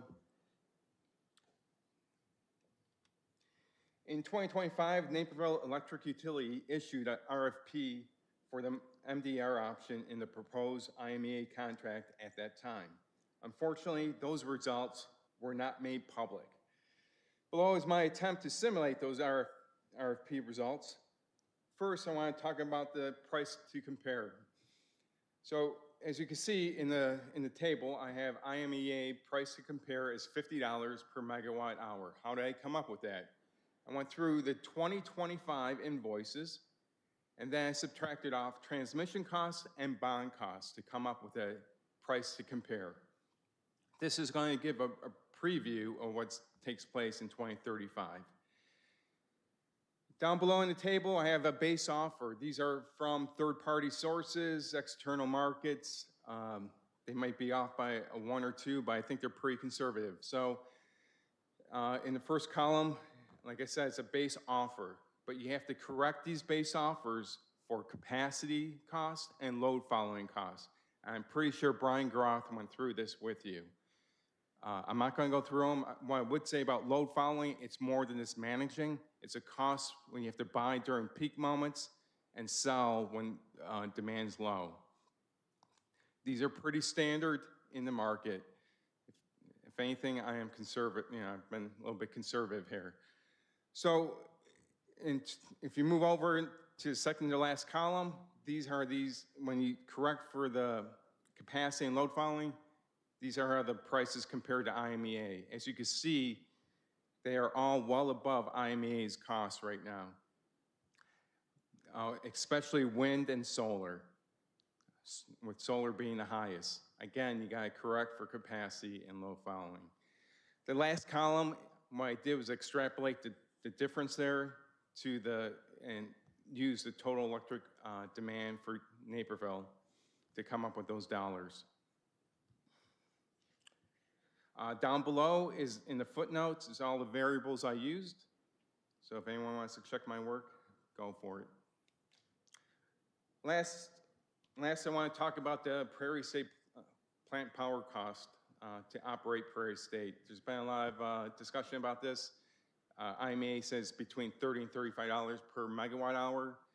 So what I did was, once again, I went through all the invoices for 2025, came up with these costs, and what they do identify which costs go against Prairie State. I also found that the Prairie State power generation for 2025, from there I could get the IMEA's share. And I came up with $31 per megawatt hour. Thank you. Thank you. Next speaker. The next speaker is Larry Kolash, followed by Ted Boulard.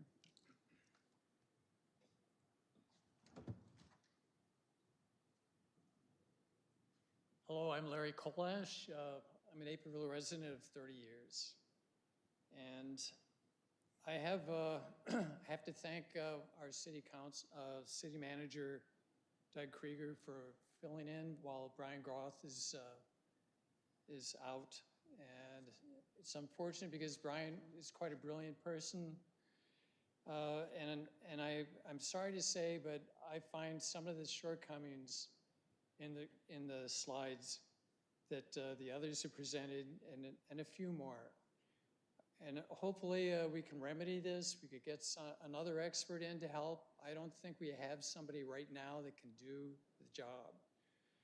On slide number 5, it was mentioned that the comparison of the rates doesn't match the current ComEd rates that you can find online in real time. And I think that's because perhaps it only assumes the default rates, where 70% of the participants use an alternate retail supplier.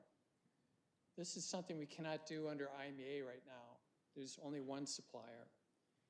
Slide number 3, the reliability. I agree.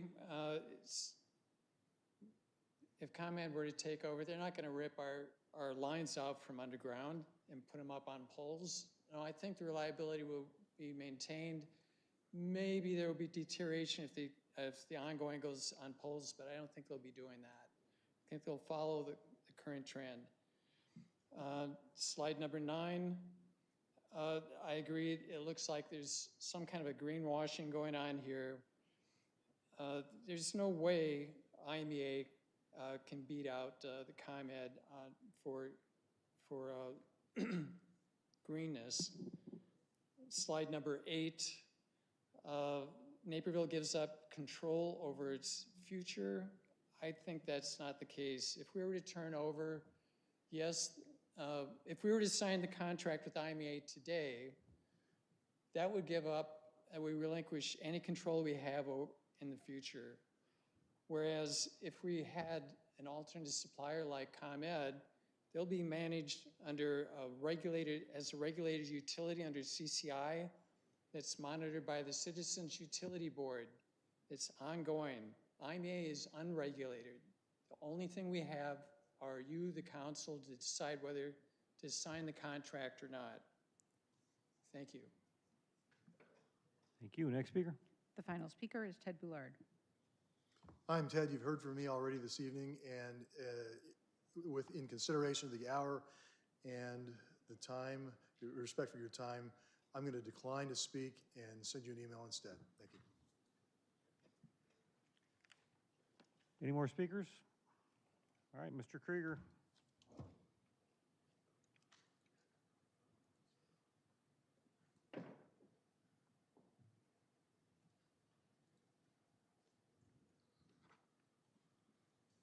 All right, thank you, Mayor and Council. My guess is that in the interest of time, I am going to decline to speak. It's going to work for Ted, but probably not for me. So we will continue. Good evening. In April, we began a series of presentations to review our options for procuring energy in the future. We provide an overview of where we are in the process, key terminology, some of the important considerations associated with energy, and the key dates coming up that impact our decision-making. Last month, we reviewed option 3, market participation without asset ownership. Tonight, we're going to focus on option 4, sale of the electric utility. And as we did last month, we'll summarize with our approved components of evaluation, and we'll look ahead to September to review the agenda for the workshop. Before we dive into the components of evaluation, I want to take a little look back. We have explored this option in the past.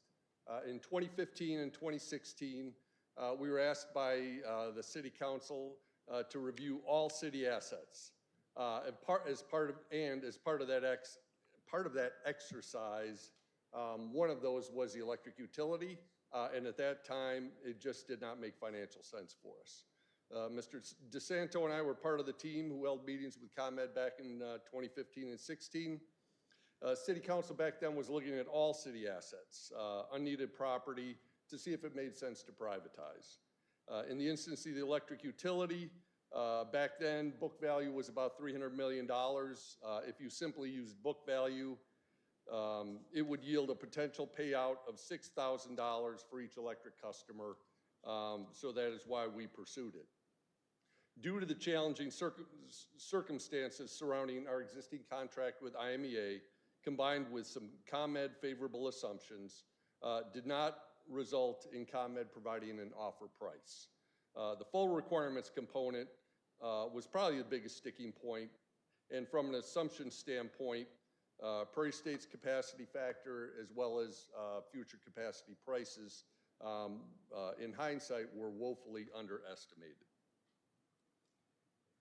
Next, let's take a look at the current landscape. First, we'll look at how our current rates compare to the rates from ComEd. Then we'll look at how our reliability measures up. And then we'll review our current assumptions based on what we know now.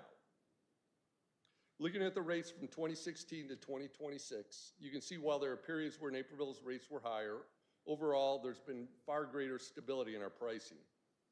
From 2022 to 2026, the pricing in the ComEd territory, which is part of PJM, has seen significant increases. Mr. Brouillard did absolutely have a point where our cost of service did not match our rates, and we knew that. Every time a cost of service or a rate is set, it is going to be an estimate. How that plays out is going to really depend on the market. So there really isn't going to be a single month or year where your rates will exactly match your cost of service. However, over the long term, your rates have to match your cost of service unless there are dollars transferred into the utility or out of the utility. Because if you're a little bit short, the following years you're going to have to recover more to make up for that shortfall. So although you can't really look at an individual period in time and say, hey, we know that cost of service matches our rates. If you look at the kind of like the overall, without the addition or removal of basically cash, over the long term, cost of service will have to match your rates. We also have this broken down into kind of like a monthly comparison. You can see on the Naperville side how we've enjoyed pretty stable pricing. Now the SAIDI index, we calculate it as best we can the same way that Commonwealth Edison does. You know, our reliability has certainly been more consistent. You know, the fact that we're underground plays a big role in this. But the fact that we're underground doesn't mean that we should be penalized, because it really just comes down to outage for our customers. It is a system-wide average, so these would be the average minutes out. Each individual customer will experiencing something different. Councilman Kelly and Mayor Worley this year would certainly be on the high end of the interruptibility index. To close the loop on updating our assumptions made, costs would increase and Naperville gives up all control on future rates and service levels that our residents have come to expect. And that's simply, one of the things we like here is we like control. It's one of the complaints with IMEA that we don't really have enough control. If the utility is handed over to ComEd, you know, your input goes even further down, and you know, absent becoming a major shareholder, you're really not going to be able to influence rates. In terms of carbon-free availability, yep, and I see this. They do have a point on this. This should be listed as renewable as opposed to carbon-free. So that is our bad on this, on the labeling. But wanted to show you kind of like the steps that IMEA is making to increase their renewable components.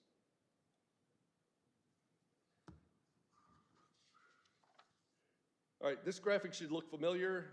As we have for all previous options, we'll use a decision wheel to evaluate option 4 as well, beginning with general overview and timeline. As previously discussed, based on what we know now, sale of the electric utility would be driven by market forces. Given what's happened in the PJM market with capacity issues and fluctuations in clearing prices, we could expect rates to increase. And our reliability in service levels would significantly decrease if sold to ComEd. With this option, we also lose control over pricing as well as energy mix. Looking at the bottom on the timeline, we have our next regular rate study coming up Q1 of next year, and then the following one in 2030. We can expect at least a 5-year ramp up if there's interest in moving forward with this option. So what makes up that 5 years? Beginning in 2030, legal negotiations would begin. Sale of this size would begin with full assessment of our assets and the terms. 2032, we'd need to iron out union, staffing, capital considerations. And then we would have to transition systems, utility billing, SCADA, work through AMI standardization. We've estimated that at approximately 2 years. And then in 2035, ComEd would officially begin when our contract with IMEA concluded. Next, we'll review the key financial considerations and level of autonomy we have in our power supply choices. First off, based on the market, costs would increase. We would lose control of setting the rates for our customers, and I believe that rates would be higher. We also lose control of the energy mix. We don't have any autonomy, and this would simply be driven by the market mix in the PJM market. In terms of financial risk, after a sale, there really is none because it is off of our books and it has been privatized, so it would eliminate risk. Next, we'll discuss an example community feasibility for Naperville and carbon-free availability. Example communities are tough. If we looked for a community who had sold their utility to Commonwealth Edison and came up with nothing. However, all surrounding suburbs of Naperville are ComEd territory. Downers Grove, Lisle, Plainfield, Aurora, et cetera. Kind of the closest comparison we could come would be the sale of the water utility that Bolingbrook did to Illinois American several years ago. At least with my discussions with the Bolingbrook staff, they regret that decision. Feasibility is also a bit of a challenge because ComEd is the only potential buyer in our area who could service us, so that really limits our competition. And in terms of carbon-free resource availability, we can't say for certain as it's going to be fully dependent on PJM market. Finally, we'll discuss the cadence of council decision-making and summary. This really is a one-time decision that council would make. Once that decision's made, several other factors are to be considered, but there are no ongoing decisions that council would need to make. If we sold the electric utility to ComEd, we would not be responsible for levels of rates or quality of service to our residents. Now, looking ahead to next month, we are planning our workshop that's going to take place on September 28th. The agenda is as follows. We would begin with a discussion of vision and mission, briefly recap all of the options presented over the last several months, evaluate. What I would like to get out of it would be to kind of narrow our focus a little bit. I don't believe we're in a position to make any final decisions, but there are some options that I think we could eliminate. And then also kind of provide direction for staff as we move forward. With that, want to thank everybody for their time tonight. Would like to seek input or anything that council thinks is important and definitely wants covered in the workshop next month. Councilwoman Gibson. Thank you, Mayor. Thanks for the presentation, City Manager Krieger. I may have some comments about the workshop depending on how that discussion goes, but I was wondering if we could ask questions about the presentation first before that all gets jumbled. Selling the electric utility, is that an all or nothing? If we sell the electric utility, would then ComEd be responsible for the generation, where we source our generation? Or is there an example where we could sell the electric utility and still determine where we're getting our energy supply from? So say like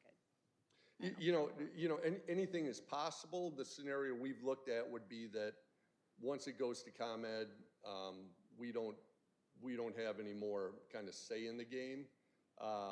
You know, I imagine we could structure it so that we had some control.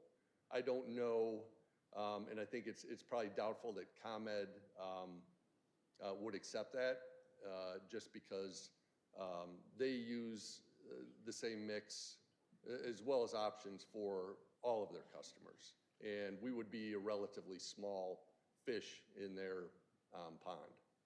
Okay, but with other cities and customers of ComEd, individual households can contract their energy supplier and make choices for their individual household. They can, yep. within the model Alternate retail energy suppliers is one of the options that ComEd has that we do not offer currently.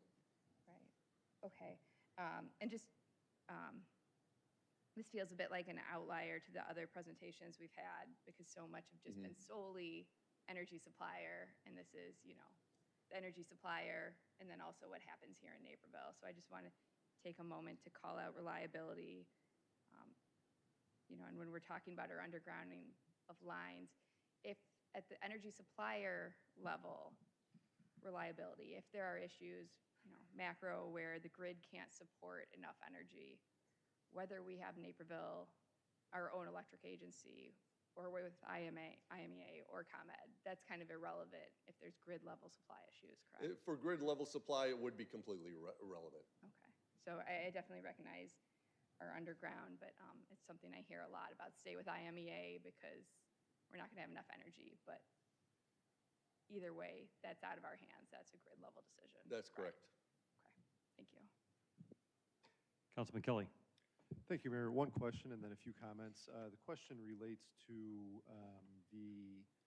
I just want to clarify, I think what I heard you say is there's a few reasons why the council did not decide to pursue a sale back in 2015, 2016, but that perhaps the most important one was the full requirements clause of the IMEA contract. Is that still the case? I mean, we're obviously still with IMEA. We still have a full requirements nature of the contract.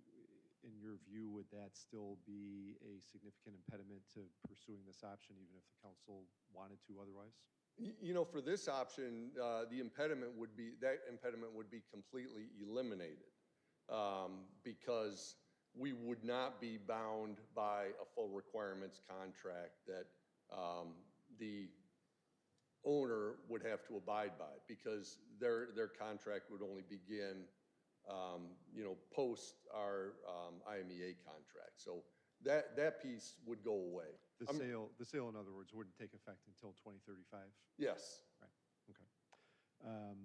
So just want to make that clear, and that makes sense.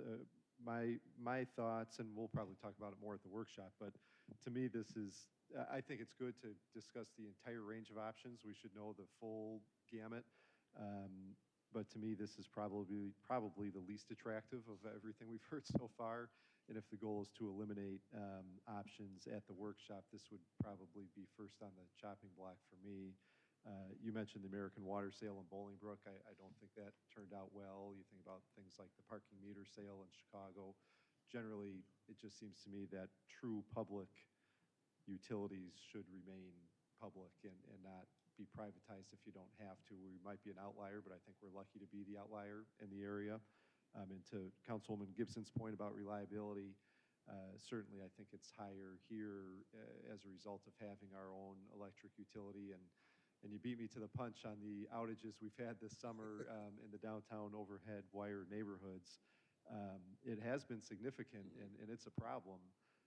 But I will say, as frustrating as it has been for a lot of people, I think we've gotten the lights back on a lot faster than neighboring communities who have also been out in these historic storms, where you hear about ComEd outages for days and days, and we're out for 2 or 3 hours, one time for 24 hours, but even that was better, relatively speaking, than other communities. So I think we do an excellent job of deploying our employees very quickly and taking care of the problem. So I do hope in the budget we're going to look again at undergrounding and how that's progressing moving forward to try to become even better if we can on that point. But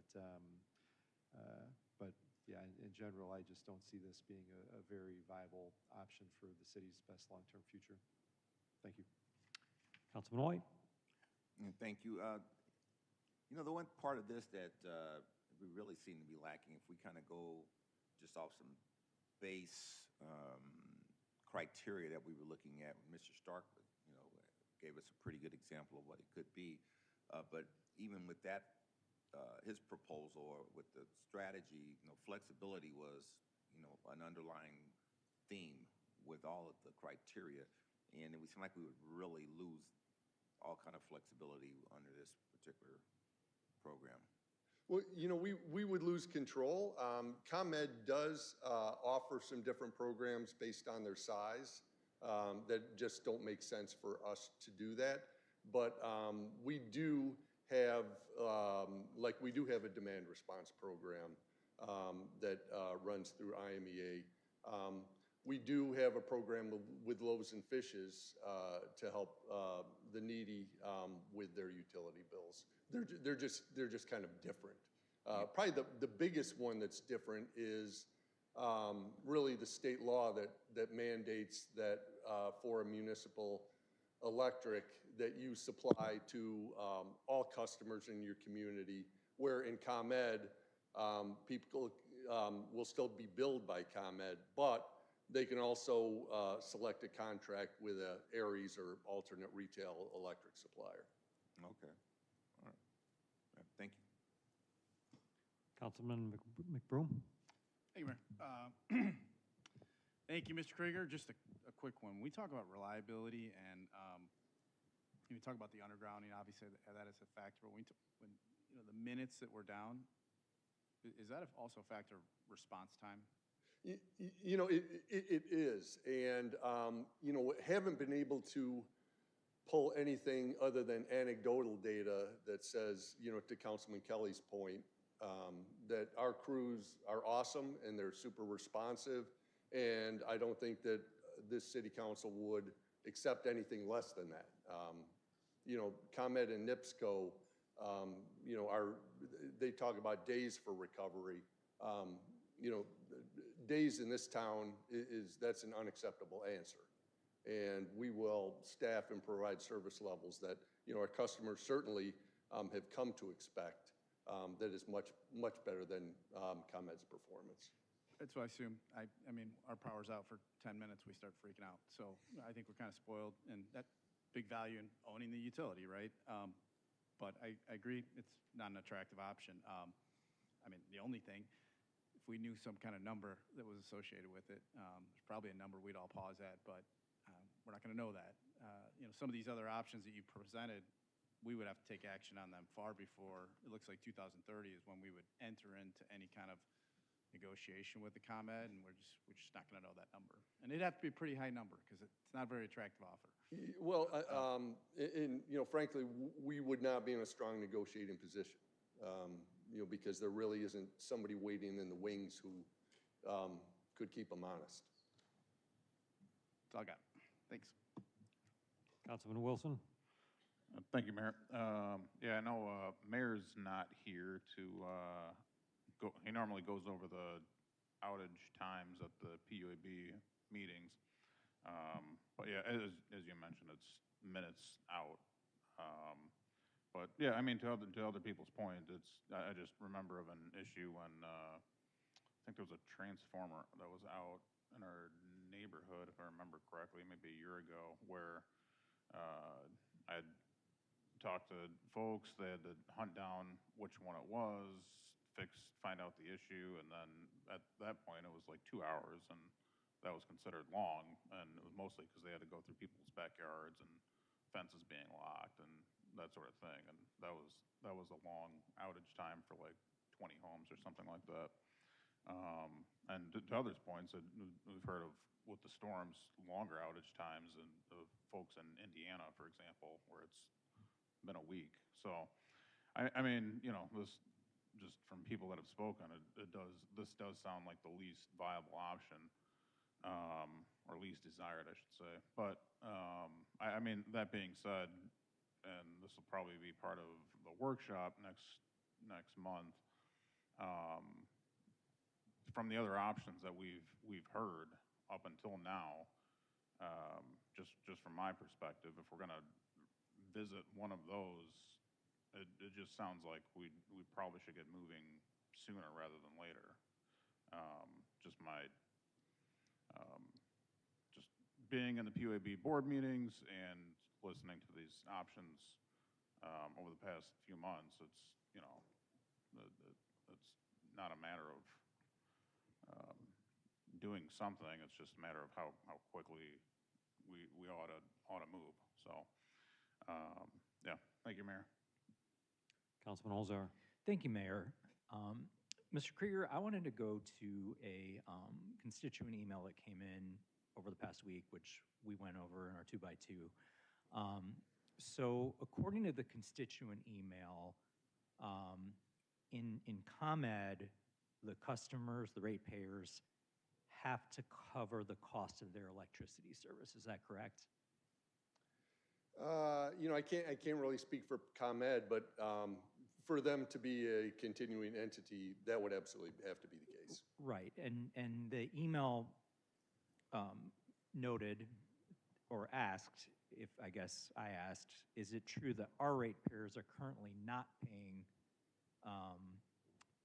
the cost of their electricity service, the full cost of their electricity service? Yeah, and we believe that to be the case. Again, it's going to kind of vary month by month, but based on the last rate study, that would absolutely be correct. Right, to the tune of, according to the email, $29 million of underpayments between 2021 and 2025, because the utility fund's cash balance dropped from $38 million to $8.9 million in that 4 years, correct? Yes, but there are other things that have impacted the cash balance. Probably the most significant was the change in our inventory philosophy. Pre-COVID, we could get transformers, in 6 months or in a year, and our inventory levels there in 2000 were $5 million. Because of the delays in getting the transformers, we realized that we needed to stock up more on inventory so that we wouldn't have longer outages. And I know currently we are above 20 million in inventory. So, the 5 to 20 is going to be a $15 million reduction in cash that was not envisioned when they did the rate study. Okay, and so in the dialogue I had with you, I believe I asked for you to recalculate what our rate would have been if we'd actually been charging the cost of service. Mm-hmm. And how many cents per kilowatt hour was it more? You know what? I calculated it as a percentage, and I think it was like 20, it was either 21 or 22% higher. Okay, so I just want to make sure, like, everyone on the dais just heard that. Okay, so we have ComEd is charging their cost of getting electricity. We're 21% lower. We're undercharging by, was it 21%? Yeah, for like the month. Yeah, so if we matched our cost of service, we would be in a dead heat with ComEd for the month of May. Okay, so I just want to say that again, right?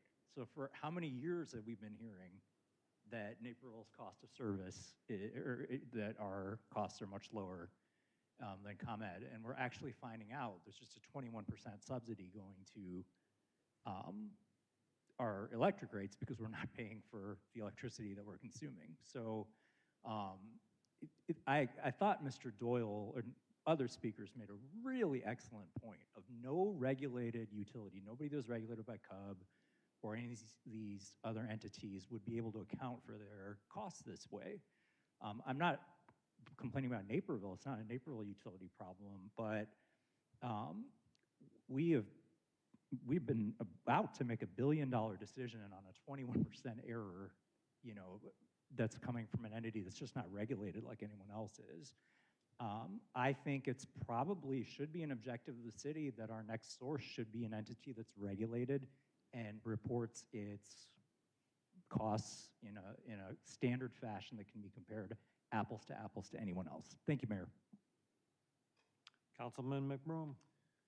Thank you, Mayor. I just wanted to clarify. I've heard this over and over, and I've seen the email that was referenced, and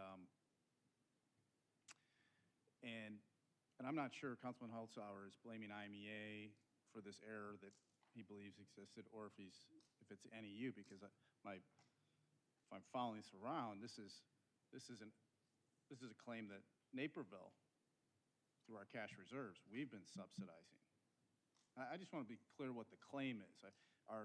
Is the claim that Naperville Utility has been artificially subsidizing our rates to make them look cheaper than they are, or we're just incompetent and we don't know what we're doing? There's an error, or we're deliberately, is that kind of?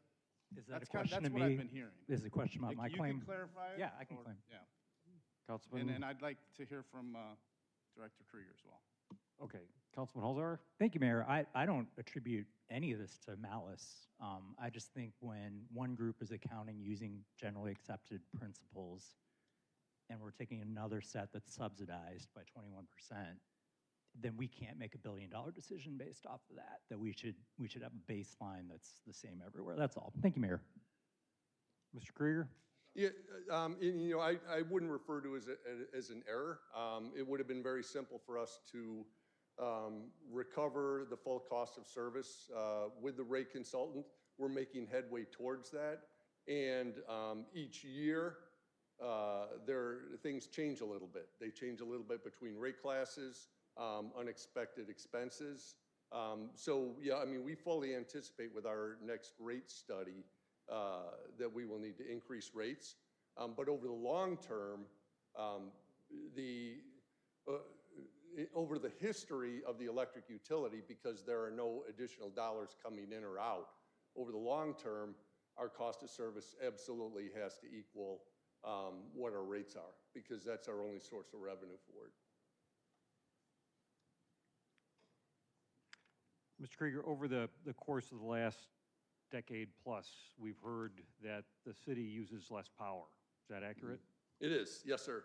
And if you're selling less electrons and you still have the fixed cost of an electric utility, how do you charge for that? That's a great point, and you had brought that up before, and so we just kind of put that together. With this slide, you will see the blue is actually the electricity used by the city, and the red line is really our increase in population. So it is absolutely a true point that while we've continued to grow, instead of our usage tracking, because of energy efficiency and other measures, our total amount of kWh has dropped, which inherently will cause your indirect costs to be allocated at a higher rate per kilowatt hour than, in this case, we had back in, I think, 2018. And I know it's going back a while, but did the rate studies back then anticipate this dramatic of a reduction in purchased power? They did not. Actually, we had two running where where with both rate consultants, they overestimated the increase in power. I know one, they thought it would hold flat, and our usage wound up dropping about 2% each year. And then I think the most recent one, we were suggesting, I believe, expecting a 1% decrease, and it was more significant than that. So those were two unexpected. So when you have the fixed costs of operating an electric utility, the linemen, all the fixed assets, I mean, everything you need to run an electric department, and then people are buying less of your product, you have to charge more. And there was a point in time where the electric consultants didn't catch that as far as the rate studies, and now we're in the catch-up game. Is that? That's fair statement. Correct? Okay. Thank you. I don't see any other questions, Mr. Krieger. Thank you for your presentation. All right, thank you. Our final item tonight is new business. As a reminder, new business for items this council is asking staff to bring back on a future agenda or for motions to reconsider past city council votes. Does anybody have any new business? Councilwoman Gibson.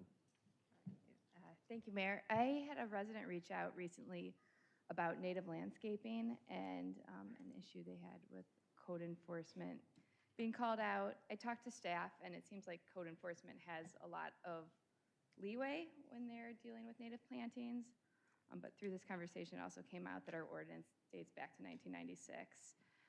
So I'm looking for support, hands in the air, to just ask council staff to take a look at our ordinance. You know, in the last 30 years, there's been a lot of changes on how we address native landscaping, you know, recognize the value for pollinators, stormwater management, local ecosystems, to just see if there's anything, best practices that we should incorporate in our ordinance. So, I don't know, call for. So the councilwoman's looking for hands in the air to support that request. Do you have, is there clarification from Councilman McBroom? So we're talking about residents wanting to plant native landscaping in their property? And Right, their own property. And I recognize that the ordinance. And they're not allowed to do that now? Well, technically, the ordinance, I think, says over 8 or 18 inches, depending on grass and flowers. And like I said, it sounds like staff has been using discretion on these, but making sure our ordinance aligns with what we're doing out in the community is what I'd be looking for. Does that answer your question? Yes. Okay. Now, Councilwoman Gibson's asking for support on this. Hands in the air to support her. Okay, plenty of hands. Councilman White. And thank you, Mayor. I said during public comment to take a look at what Mr. Huss had presented as far as staff coming back to give us a business options as far as battery usage or not. Should we buy the batteries or not? Give us a business case. So I think he said 90 days. Would that be appropriate, Mr. Krieger? Mr. Krieger. Actually, it's a very timely request because the city received our battery energy storage system feasibility evaluation last Friday. It is several hundred pages, and I haven't read it all. Yeah, within 90 days, I don't know if we'll have an up or down, but I think it would be good at that point in time to kind of present the results, as well as kind of the pros and cons, because as we go through this, we learn more and more, and the treatment is very kind of like different if you are buying energy on the market yourself versus if you are purchasing through a joint action agency. But yeah, we could get a report out in 90 days. All right, great. And as part of that, if we can see, is there going to be any conflict with our current contract with IMEA if they would want, they're going to try to get part of that? We would, right now, under our current contract, that would be prohibited. So we would need to work with them, and we have had initial discussions with them regarding battery storage. So they've given us no indication that they would try to hold it up or anything. Excellent. Okay. That's my request, Mayor. Mr. Krieger, just to clarify, do we need action for Councilman White's request, or is it already coming, or is it, do you want some action? You know what, if we could just kind of get a hands in the air on that, that would help us with our prioritization. Hands in the air in support of Councilman White's request. 9 hands. Okay, Councilman Kelly.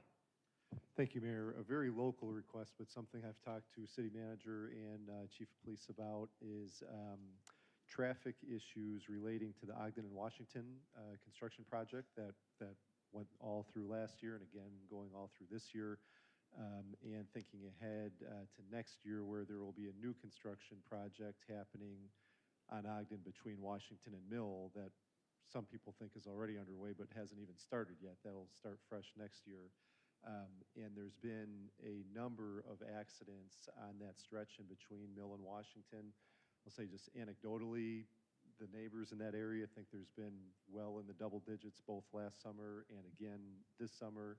I know yesterday there were two within about 10 minutes of each other, right as school let out at Naperville North.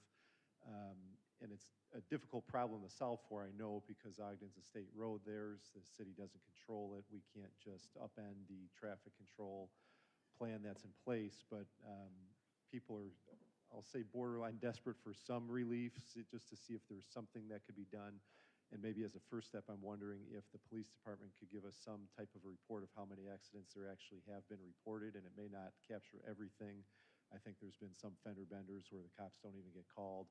But I'm wondering if we could get some data on how many accidents there have been since that construction has been happening, and then circle back with whether it's TED or Public Works to determine if there's any changes to the current traffic pattern that might bring some relief. I don't know if that's something that can just be done if we need hands in the air, but I'm hoping we can have something looked at over there. Sure. Mr. Krieger, do you think hands in the air would be supportive of the resolution? I do, but let me just check with Chief Aries. Chief, you good with that? All right, we're on it. Let the record indicate Aries put his thumb up. All right, hands in the air in support of Councilman Kelly's request? Seeing nine, okay, and one thumb. Councilman Holzar. Thank you, Mayor. I was not the thumb. Going way, way back to the beginning of the meeting, just addressing the puppy yoga potential abuses there. I was hoping that I could get hands in the air for staff to come back to us with a report on, what's going on, if there's anything in our ordinance that could be updated just to keep things shipshape. Okay. Councilman looking for hands in the air to support further investigation of It's the puppy yoga abuses potentially, yeah. Okay, and possible abuse of animals or...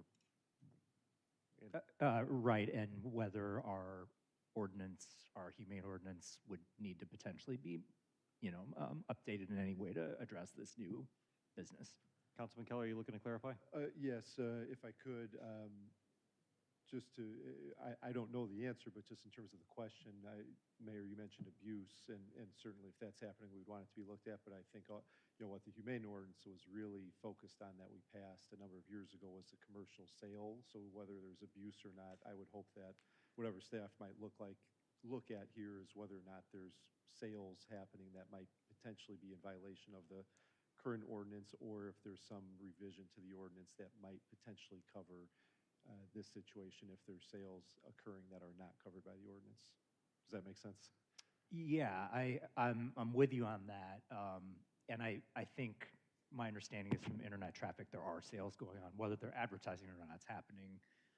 But also these events are just really just not good for these puppies. They're being literally kept up all day. Some of these are 5 weeks old, to be used for yoga. It's just not something that, frankly, I think should be in the Naperville brand. So it's a good point, Councilman Kelly. It would be potentially beyond the humane ordinance that's on the books and more as a potential parallel path, right? Yeah, is that what you're asking for? I think part of it depends on what the staff investigation is. Maybe so to maybe put a point on that, it would be just directing staff to investigate the issue, report back to us with some suggestions on what the appropriate path is. Okay. Hands in the air in support of Councilman Holzar's request. 9 hands. Any other further business? Is there a motion to adjourn? Motion to adjourn. Second, Kelly. All those in favor say aye. Aye. We're adjourned. Thank you.